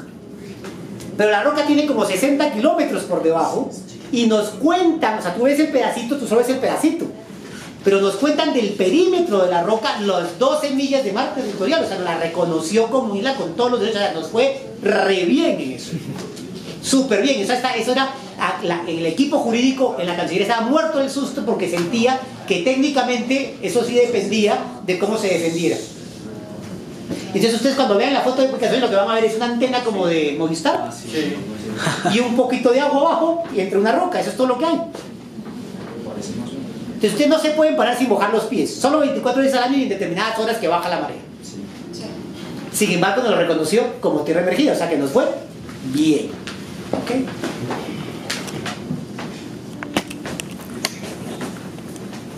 ¿Qué hace entonces la Corte? En el 2012 dice, pues bueno, ya resuelto los tres principales territorios, ya hemos dicho desde el 2007 que son de Colombia. Con respecto a los otros 7, todos son de Colombia, por efectividades, y hace toda una discusión larga sobre Quitasueño para decir por qué es tierra emergida y por qué es de Colombia. Y luego dice, y evidentemente acá no hay límite, que ya hemos dicho, no había límite marítimo, por tanto vamos a aplicar el derecho consuetudinario del mar. Y es decir, la costumbre que existe de derecho del mar, que es vinculante para todos los países. Y que además ha quedado positivada en una, o codificada, para que me entiendan, en una convención del año 82 que se llama la CONVEMAR, la Convención del Derecho del Mar, de la que Colombia no es parte precisamente por miedo a esto. O sea, es parte, o sea, todo esto, lo que quiero hacer ver es que Colombia, aunque parecía que siempre vendía el triunfalismo, era consciente de sus debilidades y nunca reaccionó a tiempo, por un triunfalismo exagerado y repito, por menospreciar al rival. Y entonces todos ustedes que como yo seguro vieron el día, o sea, cuántas veces en este país nos habíamos puesto a mirar en televisión como si fuera un partido de fútbol lo que dice la Corte Internacional de Justicia. Esto era pues impensable, pues lo vimos ese día y estaba toda la gente sentada en San Andrés, en el Palacio de Nariño, en la Cancillería, y veíamos todos los canales de televisión mostrándonos tal y todos aplaudían cada vez que nos iban diciendo que los territorios son de Colombia y que los ejércitos. Claro, ¿no? Entonces, yo me acuerdo que recibía, ya había WhatsApp en ese entonces, ya aprendí además a usar WhatsApp y me llegaban los WhatsApp y todos me decían, pero profe, mire que te están dando la razón, espérese que no ha terminado el fallo, usted espérese. Claro, ¿qué hace? La Corte entonces nos empieza a decir, este era el meridiano 82 que no es límite. ¿Estamos de acuerdo? Entonces, para que me entiendan una lógica, todo estado ribereño tiene como mar territorial, o sea, como si fuera su territorio, como si fuera tierra, 12 millas de mar territorial por derecho constitucional, que es todo lo que nos viene. Si se dan cuenta, hasta San Andrés Providencia y esa proyección de este límite hasta aquí son 12 millas. ¿Estamos de acuerdo? Al frente de Mecara. Y esos son los enclaves de 12 millas alrededor de cada uno. ¿Ok? Hasta ahí vamos. Pero aparte, tú puedes ir 112 para 200, 188 millas más allá, que lo que se conoce como zona económica exclusiva, es decir, el mar es del mundo entero, pero el único, para navegar y tal, pero el único que puede explotarlo es el país ribereño. ¿Estamos de acuerdo? Lo prolonga hasta allá. Salvo, quizás una cosa obvia, que pues que tengas una costa enfrentada al otro lado y para ambos no alcance a ver 200 millas. Y entonces, ¿qué se aplica? Criterio de línea media. Es decir, si yo... Estas son las dos costas, ¿no? Están ahí enfrentadas y lo del medio es el mar. Y aquí solo hay una distancia, si sea de, qué sé, 50 millas, pues yo meto línea media. Y ahí se entiende que las primeras dos es mar territorial, el resto es lo único que tú puedes explotar, porque no puedes, o sea, no puedes cambiar la realidad física de la situación, eso no lo puedes cambiar. Entonces, de entrada, obviamente, entre San Andrés y Providencia no hay 200 millas. O sea, perdón, entre la costa nicaragüense y la costa de San Andrés o el territorio más al occidente no hay 200 millas. ¿Estamos de acuerdo? Sin embargo, y el que les habla les va a contar una cosa que me pareció curiosísima. Nos invitaron a un profesor y a mí, el profesor Salgar y a mí, a Core. A Core, no era el mejor auditorio, víspera del fallo del 2012. Pero curiosamente nos invitaron y están todos los exmilitares, gente de la Armada, tal, y dice, cuéntenos, porque es que nos empezamos a hacer famosos, porque la razón de que la canciller dijo eso es que a alguien le había pasado lo que nosotros habíamos escrito con el profesor Salgar en una revista científica del externado en el 2008 que decíamos que iba a pasar. Y entonces de ahí es que sale la reflexión de la canciller que trató de hacer, y por supuesto la cancillería se cayó. Pero la Cancillería de alguna manera hizo público lo nuestro. Y entonces varios escenarios empezaron a llamar. ¿Qué pasaba? ¿Qué pasaba? ¿Qué pasaba? ¿Qué pasaba? De hecho nos llamó el Espectador. Si ustedes buscan 3 días antes del fallo, el Espectador tiene un artículo en el que Salgar y el que les habla decíamos que iba a pasar al día siguiente, y que decíamos, fijo, nos van a dar la tierra y nos van a hacer la rayita. ¿Cómo? Tampoco sabíamos. Eso sí, tampoco. Ya, o sea, yo sé derecho, pero mago tampoco. Entonces, y ese día en Acore, nos dice Acore, no, lo que usted dice es perfectamente claro y nosotros lo tenemos claro porque nos hemos reunido hace poco con el doctor Londoño y con el equipo y nos explicaron que todo va bien. Y que eventualmente, si no nos quieren reconocer, miren cómo somos ingenuos. Si no nos quieren reconocer que el meridiano 82 es el límite, nos decíamos de Acore, nos explicaba el equipo jurídico, entonces lo que nos tienen que dar es línea media. Ojo, la línea media sería por aquí. O sea que no solo no perdíamos, sino que ganábamos aguas. como si la suma de kilómetros cuadrados de costa de todo el archipiélago fuera proporcional a toda la costa nicaragüense. Es que era un infantilismo, esto era de locos creer eso. Entonces cuando nos dice el presidente Acore, pues claro, tú nos aplica línea media y nos va mejor, si usted tiene la razón, profesor. No, ahora sí que vamos a dormir tranquilo. Le decía, perdónenme, están locos. Porque si ustedes miran todos los fallos territoriales, lo que hace la Corte es ponderar la extensión de las costas. Porque recuerden que el derecho del mar que se le genera a un estado ribereño es proporcional a su dimensión de costa. No menos, es que no tendría ninguna lógica. Y entonces lo hace la Corte, y lo vimos en televisión, y ahí es cuando todos empiezan a ponerse morados, y es cuando dice la Corte: la extensión de la Corte nicaragüense es 8.1 veces más larga que la suma de todos los largos de las costas de todo el archipiélago. 8.1. ¿Y para qué empieza a decir eso la Corte? Para decirnos que va a hacer la rayita ponderando, tratando de hacer cierta proporcionalidad. Pero hace la ponderación no 8-1, sino 3.4-1. Incluso la modera, o sea, uno podría decir, si Nicaragua quisiera, el que podría sentirse afectado con el fallo es Nicaragua. Porque ¿por qué diablos le bajó 5 puntos en su ponderación? Sin ninguna razón, pero se la bajó. ¿Para qué? Para tenernos seguro contentos a nosotros, pero tampoco con esas, ¿no? Y entonces es lo que ustedes ven, que empieza a hacer primero una raya recta y las va moderando con unas flechitas, eran las famosas líneas geodésicas, y eso lo fuimos viendo todos en televisión. Y mientras tanto todos se iban poniendo blancos, ¿no? Entonces están todos los que se van saltando en la Cancillería, en la Presidencia y en San Andrés, porque nos mostraban todos los noticieros la imagen central, lo que decía la Corte, como iba explicando el secretario de la Corte o el presidente de la Corte el cuento, y las imágenes como sacan ahí, que sacan como varias pantallitas al tiempo y tal, ¿no? Y claro, todos blanqueando. Y ahí es el momento en que se desata la crisis en Colombia y nos hicieron tal. ¿Por qué perdimos? Porque el derecho nunca ha estado de nuestro lado. Punto. Podíamos haber tenido un mejor resultado en la Corte con otro equipo jurídico. No, en la Corte era imposible ganar. Así hubiéramos llevado al propio Jesucristo para que nos defendiera. No se podía ganar en la Corte. El derecho no estaba de nuestro lado. Y hablando de eso, ¿qué hubiéramos podido hacer? Ahí viene la discusión. Lo único que hubiéramos podido hacer eran dos posibilidades. Una, desde que montamos la tesis en el 69, negociar con los nicaragüenses. Lo tenía claro López Miquelsen. No nos metimos en el orden del triunfalismo, no lo hicimos. Y lo otro, lo que hacen los estados con músculo, empezando por los Estados Unidos y todos los países miembros permanentes del Consejo de Seguridad y tal, nunca reconocen competencia obligatoria de una Corte. ¿Para qué? Para que no los lleves. Y entonces, ¿qué ha ido a hacer Colombia? Denunciar el Tratado de Bogotá. ¿Pero cuándo? Antes del año 99. Porque a partir del año 99, cuando Nicaragua dijo que ahora sí nos iba a demandar, ¿por qué lo dice Nicaragua? Porque ya estaba consultando gente. Entonces, así hubiéramos retirado en el 99, o sea, debemos de retirar la competencia en el año 98. Porque lo hacemos en el 99, cuando ya anuncia que lo va a hacer es porque tiene gente tal, así sea mal presentada, presenta al día siguiente la demanda.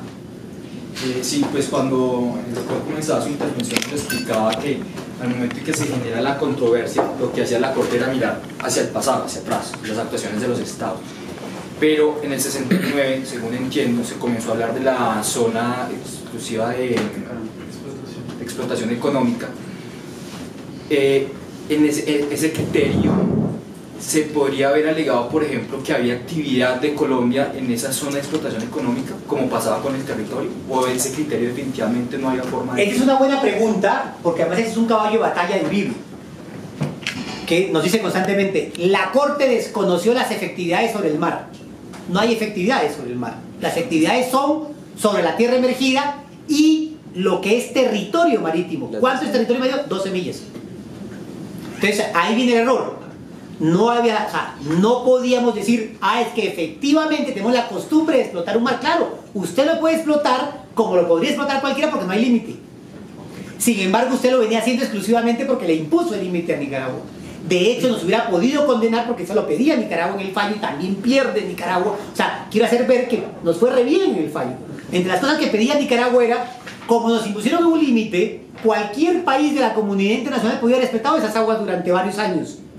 Y por supuesto no se pudo hacer porque Colombia imponía el límite, entre ellos nosotros. ¿Y por qué no nos reconocen tal?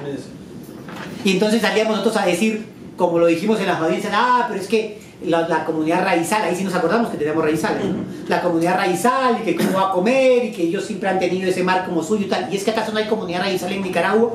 ¿Y es que los raizales nicaragüenses no comen? ¿O son cuerpos gloriosos? ¿O porque no son colombianos pueden ser indignos del derecho de comer? Es que aquí usamos las argumentaciones muy fácil como para instrumentalizarlo, ¿no? Y todos caímos en la lógica del chauvinismo y tal. ¿Qué pasa después? La estrategia de Colombia a mí no me parece mala, o sea, hasta antes de marzo de este año. No me parece mala porque Colombia se monta un cabezazo. Lo más sano para Colombia hubiera sido que la canciller se hubiera puesto los pantalones en mayo, cuando ya vio que sí podíamos perder, y cuando vino todo el país, pues así se ve el país encima, vamos a perder porque los expertos me están explicando que perdemos. Entonces ahí era el mejor momento para meter el espejo retrovisor. Y el gobierno también meter. Pero claro, eso es pelear con toda la clase política. Piensen en todos los movimientos políticos que subieron a todos los presidentes del 69 políticos, o sea, toda la clase política de este país. Y obviamente eso ya era una pelea de santos que está buscando consensos para la paz y tal, pues que no quiso asumir, y por eso de alguna manera la desautoriza y la mete en esta vaca loca. A partir de ahí monta una estrategia que yo creo coherente, con dos errores, pero coherente. Y la coherente era, de acuerdo a que no hay consenso para saber cómo aplicar un fallo, pues lo que empezamos a decir es, no, nosotros debemos ser respetuosos, pero tenemos un impedimento constitucional. Hasta ahí todo era fácil, porque el presidente sí sale y dice, pues a mí me han constitucionalizado los límites, yo tengo que poner la Constitución, pero debo cumplir el derecho internacional, no sé qué hacer. Pero tenemos que encontrar una solución, negociamos con Nicaragua. Hasta ahí la estrategia, bien. Pero cometimos dos errores. Y los dos errores se dan a los 10 meses del fallo. O sea, en el 2013, en septiembre del 2013. El fallo fue en noviembre del 2012. Y el presidente presionado, vísperas de campaña electoral, con una oposición terrible como la que además recuerden que en plena campaña el candidato de la oposición quería irse a dormir el 7 de agosto si salía elegido presidente al Meridiano 82. Sí. ¿No se acuerdan de eso? Eso lo decía. Yo me voy a dormir al Meridiano 82 para playa y el que se pase por ahí lo voy hundiendo. Eso era porque eso era tal. Y medio país aplaudía eso porque pues, es que eso es lo que nos gusta. Entonces, esas lógicas, entonces el presidente dentro de esa lógica, ¿qué hace? Saca su famoso decreto de una zona contigua integral. El 10 de febrero sale la locución del presidente y dice el presidente, voy a tratar de resumir las tres cosas que dice. El presidente dice, nosotros queremos ser respetuosos del derecho humano, entendemos que el fallo favoreció a Nicaragua, tal, pero tenemos un impedimento interno. Voy a consultarle a la Corte Constitucional qué hacer, porque no sé qué hacer. Hasta ahí, digamos, bien. Pero además, y ahí se lo hace para consumo interno, previa elección y calmar a Uribe, y de hecho Uribe sale y lo aplaude al día siguiente, se inventan, existe, entonces para que nos hagamos una idea, las primeras 12 millas desde la costa son mar territorial, eso es territorio. Y las siguientes 188 millas es la zona exclusiva de explotación, pero eso es agua internacional, todo el mundo puede pasar, pero solo puede explotar el país tal, a menos que haya otro enfrentado, ¿no? Hasta ahí vamos, bien. Pero también existe un criterio que después de las 12 millas, hay 12 millas adicionales que se llaman zona contigua. En esa zona contigua, el Estado no es dueño del territorio, pero puede hacer interdicción marítima, por razones de seguridad. Es decir, si alguien está pasando, pescando, bueno, pescando no puede porque es mi zona, si está pasando por ahí tal y yo pienso que me está transmitiendo droga, armas o tal, yo llego y lo paro. Y tiene que parar y abrirme el barco y si no lo puedo hundir, porque es zona tal. Pero eso no te da derechos territoriales. ¿Estamos de acuerdo? ¿Qué hace el presidente? Dice, como lo que más nos dolía, entre comillas, eran los enclaves de Quitasueño y Serrana, que era lo que más nos dolía, entonces decimos, tenemos una zona contigua. Es decir, nosotros podríamos hacer 12 millas más acá de esta rayita, interdicción marítima. Pues eso no lo afecta a Nicaragua, también lo puede hacer Nicaragua, no pasa nada. Hasta ahí, bien. Pero acá sí afecta, porque entonces ponemos las 12 millas y acá no hay más que 7 o tal en total. Entonces esto quedó integrado.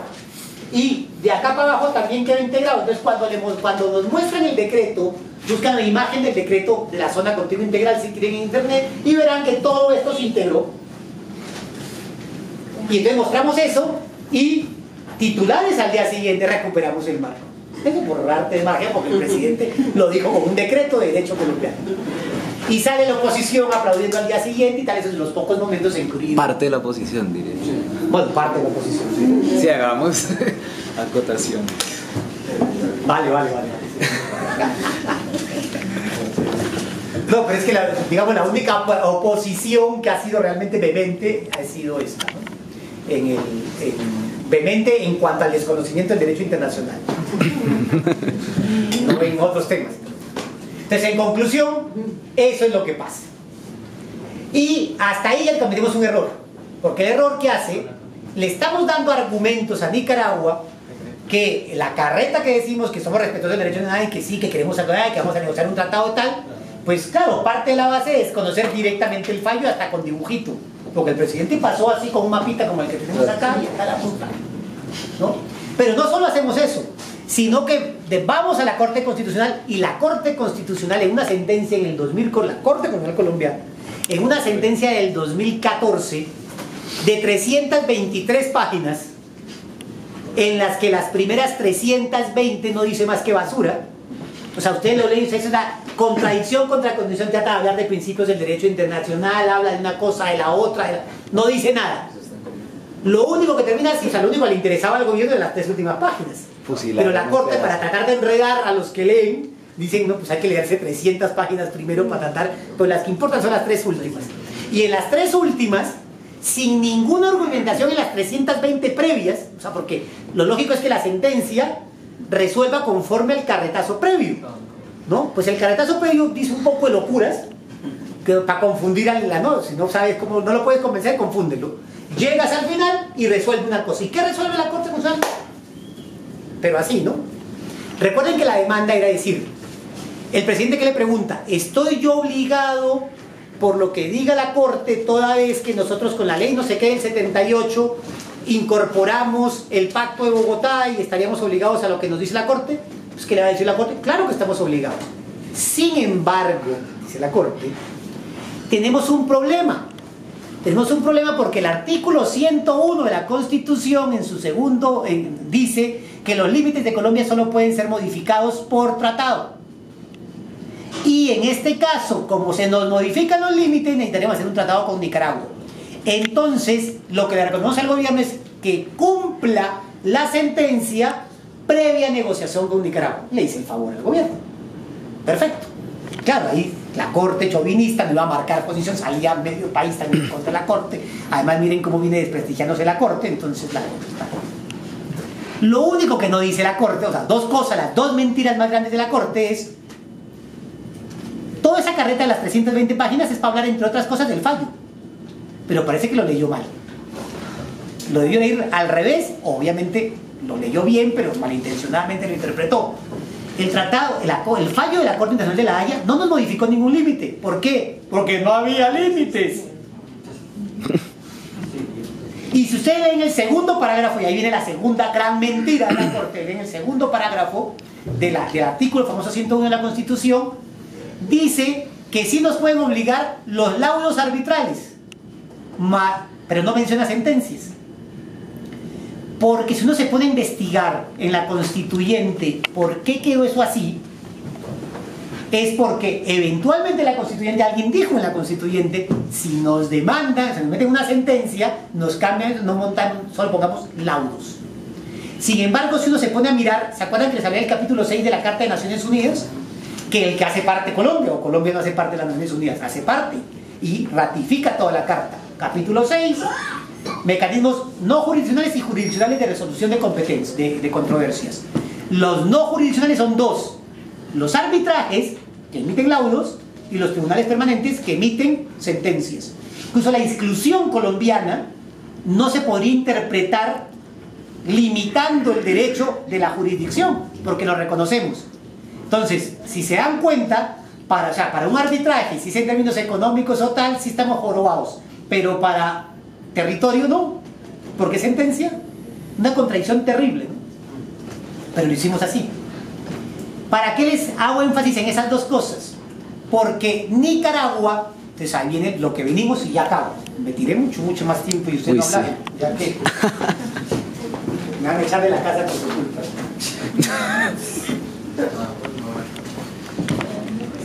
¿Qué pasó?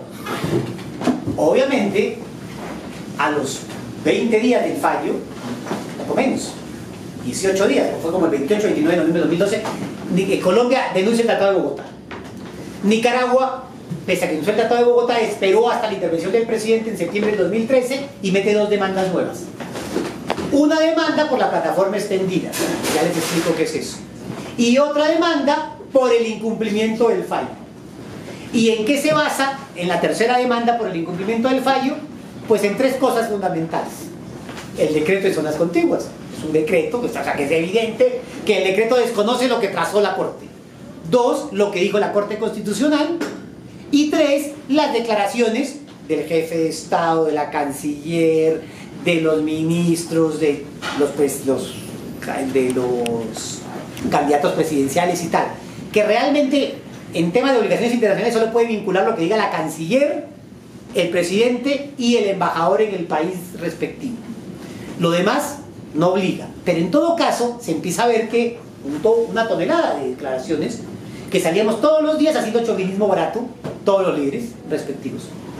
En eso está configurada la tercera demanda. Entonces esa tercera demanda, el primer problema que tenemos es que esa sí no hay que ser bobo para entender que perdemos porque perdemos. O sea, si vamos a seguir hasta el momento en que llegue la sentencia diciendo que no la podemos aplicar y Nicaragua tiene un decreto firmado por el presidente, publicado en nuestro diario oficial y una sentencia de nuestra Corte que dice que estamos oponiendo el derecho interno para aplicar un fallo internacional y las Cortes han dicho que no se puede oponer el derecho interno al derecho internacional, ¿qué nos van a decir? Perdemos. Pero no solo perdemos, porque ahí dice Nicaragua que primero no estamos cumpliendo porque amenazamos con el uso de la fuerza, eso lo desestimó la Corte en las excepciones. Pero además pide, ¿se acuerdan lo del pipí en los ácaros? Hay que reparar el perjuicio. Entonces, como yo ya tengo el derecho declarado por esta Corte desde noviembre de 2012 hasta que usted vuelva a decir que Colombia ha incumplido, ¿cuánto tiempo he dejado yo de explotar esos mares? Páguenme. Y eso es lo que está buscando, responsabilidad. O sea, que nos declaren la responsabilidad para que lo indemnicemos. Esa es la tercera demanda. La segunda demanda era de la plataforma extendida. Entonces, el límite con Nicaragua actual de zonas exclusivas y plataformas es esta raya amarilla, que hasta acá se llegan las 200 millas. ¿Estamos de acuerdo? Obviamente el límite es aquí y el límite es aquí, porque todo esto es agua colombiana, porque se proyecta para atrás todo lo de San Andrés. ¿Estamos de acuerdo? Vale.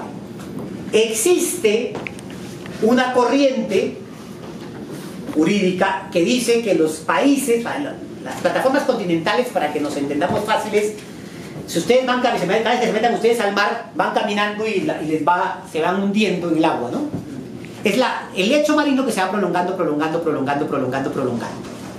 Esa prolongación, en muchos casos, llega a más de 200 millas o mucho más, depende cómo sea la conformación física de la respectiva costa. No todas las costas son iguales.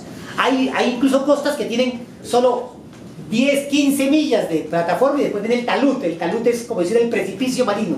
Cuando tú vas viendo de pronto un hueco inmenso, pero inmenso, que hay una penetración tal, ahí se entiende que hasta ahí llega tu plataforma, ya más no puedes tener. Pero es que todos tienen derecho hasta 200 millas, sí, pero ¿qué hacemos si la costa de tu país es así? Eso no lo puede cambiar el derecho. ¿Estamos de acuerdo? Pero hay otros países que son afortunados y la pueden tener más larga. Y entonces muchos de esos que son afortunados y la pueden tener más larga empezaron a generar una corriente de decir que eventualmente hay países que tienen plataformas solapadas y entonces la de Colombia es más chiquita y la de Costa Rica, que Panamá, la de Nicaragua tiene 350 kilómetros y que se solaparía sobre la de Colombia. Porque además vienen así, los lechos marinos, recuerden que el planeta es una serie de capas y entonces está así. Y sobre esa lógica, el que tendría el derecho de explotación de esa plataforma es el país que la tiene encima, más allá de las 200. ¿Estamos? Eso está discutido como derecho consuetudinario. O sea, no está muy claro, pero sí quedó metido en el artículo 76 de la Convención del Derecho del Mar. Entonces, por primera vez, hay una sola razón por la que nos sirve no ser parte de la Convención del Derecho del Mar. Entonces, ¿qué pasó? En lo que nos resolvieron el pasado 17 de marzo, era que Colombia había exceptuado la competencia de la Corte por las mismas razones que la primera vez, en el sentido de que no éramos competentes por el Tratado de Bogotá porque lo habíamos denunciado y nosotros habíamos querido decir, y lo dijimos en el momento en que lo denunciamos, que era insofacto. Entonces, ¿qué nos dice la Corte? A ver, el mismo tratado dice que mínimo un año, y además la práctica internacional dice que mínimo un año. Entonces, era obvio que perdíamos por eso. Pero en la de la plataforma extendida, argumentamos algo que era posible, válido, y de hecho es una tesis que yo tengo y que la tengo escrita también hace rato y tal, que ahí podría haber cosa juzgada. ¿Estamos de acuerdo? Entonces excepcionaba por las dos razones la cosa juzgada. Cuando resuelve la Corte, entra y dice: en los dos fallos soy competente. Cuando resuelve hace poquito, soy competente porque el Tratado de Bogotá no está en, se rompía efectos hasta un año después, y las dos demandas se metieron antes de que se cumpliera el año después. Muertos por ahí. Con respecto a lo que decían que también se tomaran medidas, porque Nicaragua pedía en la tercera que se tomaran medidas porque lo amenazaba a Colombia con el uso de la fuerza, dice en Nicaragua no hay ninguna prueba del uso de la fuerza, eso está desestimado, entraremos a ver en el fondo si hay incumplimiento. ¿Qué nos va a pasar? Perdemos. Pero en la plataforma extendida empieza a discutir lo de la cosa juzgada y 8 jueces dicen, ahí es el famoso cuento que salía Arrieta, que es el nuevo agente, diciendo: perdimos con un sabor a triunfo. Eso parece Maturana, ¿no? Perder es ganar un poquito y tal. Entonces, quedamos 8-8. Y es cierto, quedamos 8-8. Y el debate solo se da en cuanto a la competencia, ¿no? pero no frente al debate de fondo en el asunto. Y lo resuelve por un procedimiento que está previsto en la Corte, eso no es porque lo quiso hacer la Corte en contra de Colombia, que cuando hay empate, quien dirime el empate es el presidente. ¿Ok? Y por eso perdimos. Entonces no dicen que es competente. ¿Qué es lo peor que puede hacer Colombia? Lo que quiere hacer. O sea, digamos, si la estrategia era más o menos buena, salvo lo de la Corte Constitucional y tal, pero que debemos incumplir y tal, podías mamarle gallo a los nicaragüenses, y los nicaragüenses ya estaban medio convencidos que de una u otra manera tenían que negociar con Colombia. Lo peor que podemos hacer es lo que queremos hacer ahora: no comparecer. Al no comparecer, primero, hasta la fecha se han dado 171 casos, o sea, se han tramitado 171 casos en la Corte Internacional de Justicia. Y acá que citamos que muchos no han comparecido, tal, carreta, solo 7 veces no se ha comparecido. O sea, de 171, 7 es un porcentaje bajísimo. Y adivine qué le pasó a los 7. Perdieron. De plano. ¿Y por qué pierden de plano? Pues porque el juez, otra cosa que parece que no entendemos, el juez de la cosa, si uno va a un juez en Colombia por una obligación alimentaria, lo está demandando la mujer porque no le pasa a usted pensión y tal, usted es un malo y tiene otra mujer. ¿Qué hace el juez? Revisa, o sea, solo uno va con la petición y el juez revisa el Código Civil, los derechos que tenemos en Colombia y tal, y lo resuelve. En la Corte Internacional de Justicia, lo único que hace el juez es utilizar el derecho que le llevan las partes a aprobar. Entonces, si tú no compareces, no llevaste argumentos. Entonces, ¿con qué va a fallar el juez? No es porque el otro, porque como no quieres venir, entonces te va a fallar en contra. No, no es por eso que te va a fallar en contra. Te va a fallar en contra porque solo uno llevó el derecho que pruebas tu argumentación. Y entonces, como no hay debate, ¿a quién le da la razón? ¿A qué comparece? Y entonces, en el primer caso, en la plataforma extendida, es un absoluto error no comparecer por 2 razones.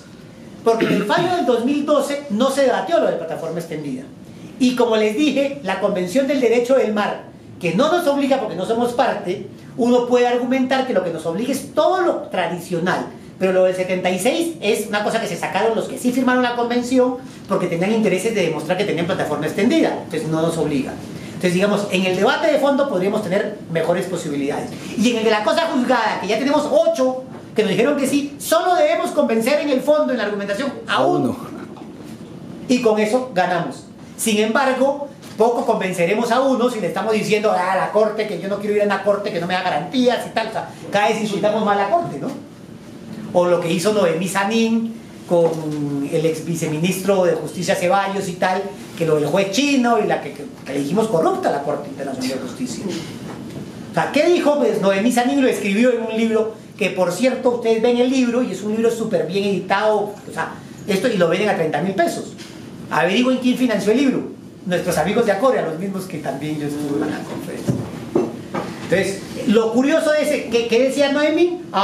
No señores, financiación en la corte, la juez china, como sabía el negocio entre el chino y el nicaragüense, convenció a los otros 14 jueces.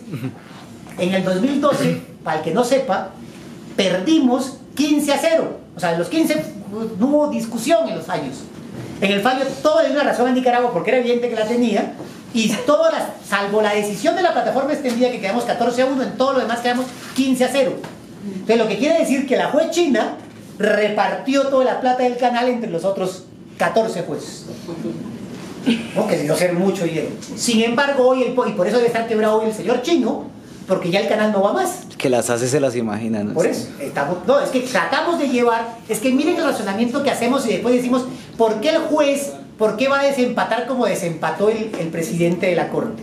Pues si nos hemos pasado diciendo que la culpa es la corte, que la corte es mala, que la corte no sé qué, que no es una corte que nos dé garantías, pues si yo soy un ser humano que hago parte de la corte, digo, pues me toca desempatar, y usted es el que nos... ¿A quién me inclino? O sea, tampoco, ¿no? Aunque el fallo en derecho realmente, o sea, los fallos han sido en derecho. El desempate, yo, pues por lo menos los llevo a la discusión de fondo. Entonces, si no comparecemos, es un error en la que tenemos probabilidades, y en la otra, pues ahí sí, incluso yendo o no yendo, vamos a perder. Infidencia. Esto se los digo tal. Nicaragua estaba convencida que en la segunda demanda perdía.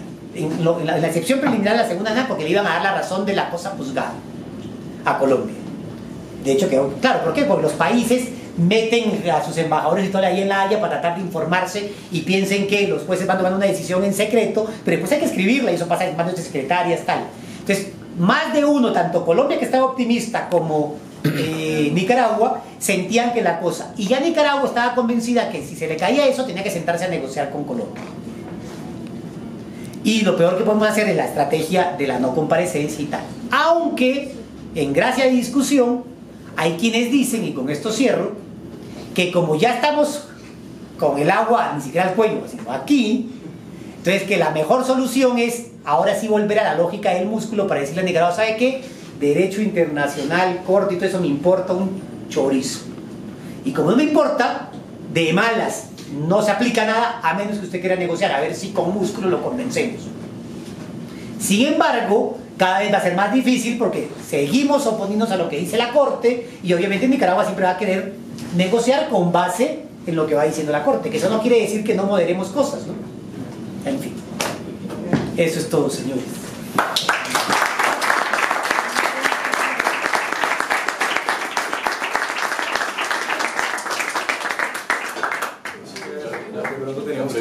Un par de preguntas. Sí, ¿Alguien más? Como para alguien que no haya hablado. Una pregunta es, pues quedó en el aire lo de la responsabilidad política, ¿sí? Quedó muy diluido y demasiado bien repartido entre todos los actores. Pero ¿cuáles son los responsables políticos en realidad? O sea, yo diría que los responsables políticos son todos los presidentes, con todos los respectivos cancilleres.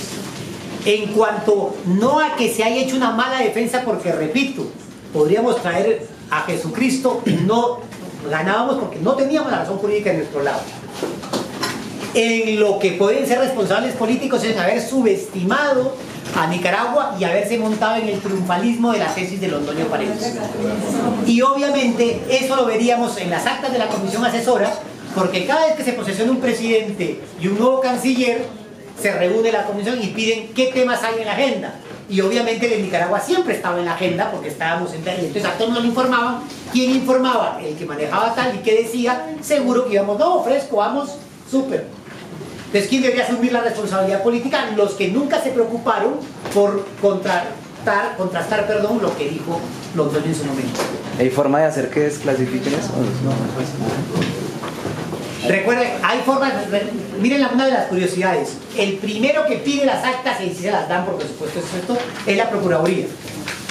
Y curiosamente, el procurador que destapa todo, ¿por qué creen que no las ha destapado? Geopolíticamente sí estamos con el músculo financiero para imponernos sobre ellos. Para imponernos sobre Nicaragua. O sea, con el músculo político sí, no sé si financiero, pero o sea, en el sentido de que todavía, digamos, el fallo de la plataforma extendida se va a demorar más porque Nicaragua, a través de la Comisión de Naciones Unidas sobre Límites Extendidos de plataforma, tiene que entrar a demostrar técnicamente que eso existe. Entonces es un proceso lento, de ese fallo de fondo no debe salir antes, con suerte, en 6 años o más. Pero el otro, que no hay mayor cosa que discutir, el incumplimiento, yo diría 2 o 3 años por mucho. Y obviamente, si sale ese, pues cae mucho más fortalecida Nicaragua, porque están diciéndole, no solo nos fallaron en el 2012, sino que ahora que ha demostrado que nos han incumplido y que encima, si nos ordenan reparar, no nos quieren reparar. Y entonces, ¿qué aplicaría ahí Nicaragua? Tratar de ir al Consejo de Seguridad y decir que presione a Colombia para que cumpla. Probablemente el Consejo no lo haga, porque muchos de los, digamos, los gringos que tienen derecho a veto son más cercanos a nosotros que a Nicaragua, a menos que cambie sustancialmente el gobierno de Nicaragua, ¿no? Los gringos no son confiables nunca, pero... O sea, el músculo que tenemos es tal vez presionar muy fuerte para tratar de negociar, pero el lío que tenemos ahora para negociar es cómo convencemos a Nicaragua para negociar sin lo de la plataforma extendida. Digamos, respecto de responsabilidad política, pues, si nos ponemos a ver en el transcurso de toda la historia, hay algo que está funcionando mal con el tema de nuestra diplomacia con las cancillerías. ¿Qué se podría hacer o qué actitud le tocaría de cara a futuro a Colombia con el tema de las cancillerías?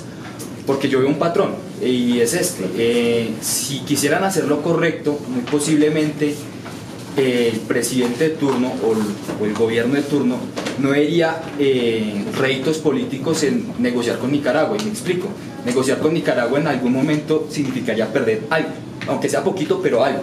Pero en términos de elecciones, creo que sería grave para el gobierno de turno. Algo está pasando ahí que está... De hecho, no solo grave para el gobierno de turno. O sea, este gobierno que puede tener el mandato de negociar porque tenía la corte que le había dicho que sí lo hiciera, ¿no? Que era su pretensión. O sea, lo que estaba esperando este gobierno que era que, ¿por qué es la estrategia del gobierno que dijo que iba bien? Porque estaban convencidos que se caía la de plataforma, quedaba solo la otra y Nicaragua se allanaba a negociar. Ahora, negocian. ¿Qué gana Nicaragua negociando? Sencillamente que Colombia seguro le iba a decir, reduzcamos en los enclaves, juntemos esto con lo de aquí abajo y yo lo compenso por aquí o por aquí. Y cambias. Eso es perfectamente factible. Con base en esto tú lo puedes moderar. Eso es lo que pretendía el gobierno, pero le salió mal el cuento. Y parte de que le sale mal es porque hemos tenido la boca muy grande constantemente insultando a la corte y tal, que es lo que yo creo que generó el desempate. O sea, a mí me parece que es un error absoluto. O sea, tú puedes decir, estoy en desacuerdo en derecho, pero yo respeto los fallos y se acabó. Pero empezar a decir, como se ha dicho varias veces, que la corte tiene la culpa, que la corte no sé qué, que los cancilleres dicen que la corte es corrupta, en fin, o sea, es que... Pero la cuestión es esa, decir ese tipo de cosas es lo que te da beneficio político acá, dentro del país. O sea, por supuesto, no afuera, claro. Entonces pero es que así hacemos política en Colombia. Exacto. Ese es parte del problema. Hay un asunto, yo voy cerrando para ir concluyendo, pero parte de la lógica alguien decía que Santos solamente acierta cuando rectifica, y el único presidente que podía no tener veas en el entierro y poder cerrar una cosa con la posición de no comparecer está casi que... Sí, claro, o sea, de alguna manera Santos fue dando pasos adecuados, como les dije, con la estrategia inicial, tal. El error de la zona contigo no lo debía hacer, era más por la campaña y por la presión, pero digamos eso es manejable y tal. Pero hay mucho lenguaje demasiado beligerante. Y si se dan cuenta, para que lean, tengan lectura política de esto, 3 días antes del fallo de marzo del 2016, o sea, ese es un poquito de las excepciones, recuerden que se fue a hablar la canciller al Congreso, fue al revés, con los de Frente Democrático. Y Uribe dijo, todo lo que íbamos a hacer, que no comparecer, que desconectamos la corte y tal. Y sale la canciller diciendo que ni locos íbamos a hacer eso. Sin embargo, nos salen las sentencias mal y automáticamente no habían pasado 3 horas y ya estábamos con el mismo discurso de Uribe. Hay quienes especulan que eso se negoció para aprobar en el Congreso, o sea, como ya estábamos hundidos, la única forma para conseguir en el Congreso la aprobación con los votos del Centro Democrático, las zonas de concentramiento de popularidad Santos, con el apagón encima, con Reficar, con Isagen y hasta Algato, entonces se terminó la más fácil, pues jugármela y alinearme con Uribe. Y lo aplaudo Uribe además también, entonces un error absoluto. Usted atacó bastante a Julio Londoño, para decir. Yo creo que de todos los cancilleres es el menos nefasto. De todos. Yo tengo 55 años de edad y él no metió tanto las de caminar como los otros, hasta el que regaló el archipiélago de los monjes allá. Eso lo regaló, eso no hubo ni siquiera discusión para eso. Claro, no, eso fue autoridad. Exacto. Y otra cosa, Colombia siempre lo han administrado como si fuera un país mediterráneo. Y por eso nos está pasando lo que nos está pasando. Allí es donde tienen que enseñarle a los que aspiran a ser cancilleres o el que aspira a ser presidente cómo se maneja un país con litorales, como lo es Colombia. Mirar inclusive dónde están ubicados las capitales de los países costeros, sobre todo Colombia, que es único en su género. Sí, todo está en las montañas. Exacto. Imaginen Bogotá enclavada ante el centro del país. Y lo único que miran no es que las autopistas que van a comunicar Vaca para llegar a Villavicencio, no sé qué, y hacia la costa, ¿qué? Entonces tienen que administrar el país como un país con litorales, no como un país mediterráneo, porque no es un país encerrado, es un país abierto. Su posición geográfica todo lo dice. Y estoy casi seguro que eso no le enseñan en ninguna facultad de las universidades. Entonces, esas cosas hay que mirarlos. Los abogados nuestros, los internacionalistas sobre todo, van a tener que ir a los colegios donde van, a los colegios o la escuela de derecho donde van los nicaragüenses. Y los presidentes nuestros ir a aprender cómo se maneja un país con litorales. O si no, vamos a seguir exactamente igual todo el tiempo. Estamos totalmente de acuerdo. Totalmente de acuerdo. Igual. Ahora, yo no y sé Colombia si se va a limitar, dentro de unos 100 años, Colombia será lo que es Cundinamarca. Sí, porque así nos van a dejar. No, es serio. Eso es serio.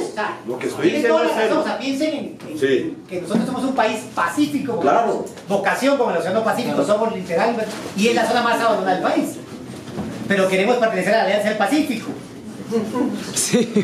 Porque tenemos vocación al otro lado del Pacífico y no empezamos por nuestro Pacífico. Las pretensiones de Brasil es salir a la otra costa. Claro, no. Y lo van a lograr.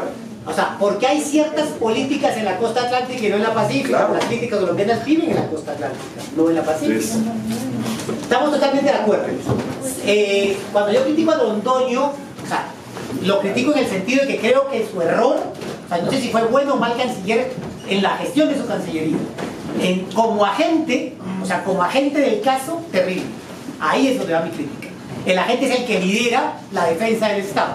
Entonces, en ese sentido, creo que fue un error porque se montó en el caballo del triunfalismo, y para mí ese es el error.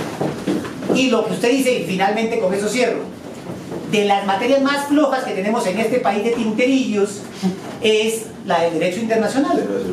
Terrible. En casi todas se da en un semestre, en todas las carreras de derecho, después de 5 años, en un semestre o en un año, en el último año. Y se da repitiendo unos manuales que están totalmente obsoletos. No, pero si en los colegios seguimos aprendiendo el día en que nació Bolívar, esto lo podríamos ver. Una cosa era que ¿sabes la derecho internacional del Rosario? Londoño, claro. Una cosa. No, pero también está Abello y hay otros que están Areva. Ya, ¿mato? Pero sí, Antes de que se vayan.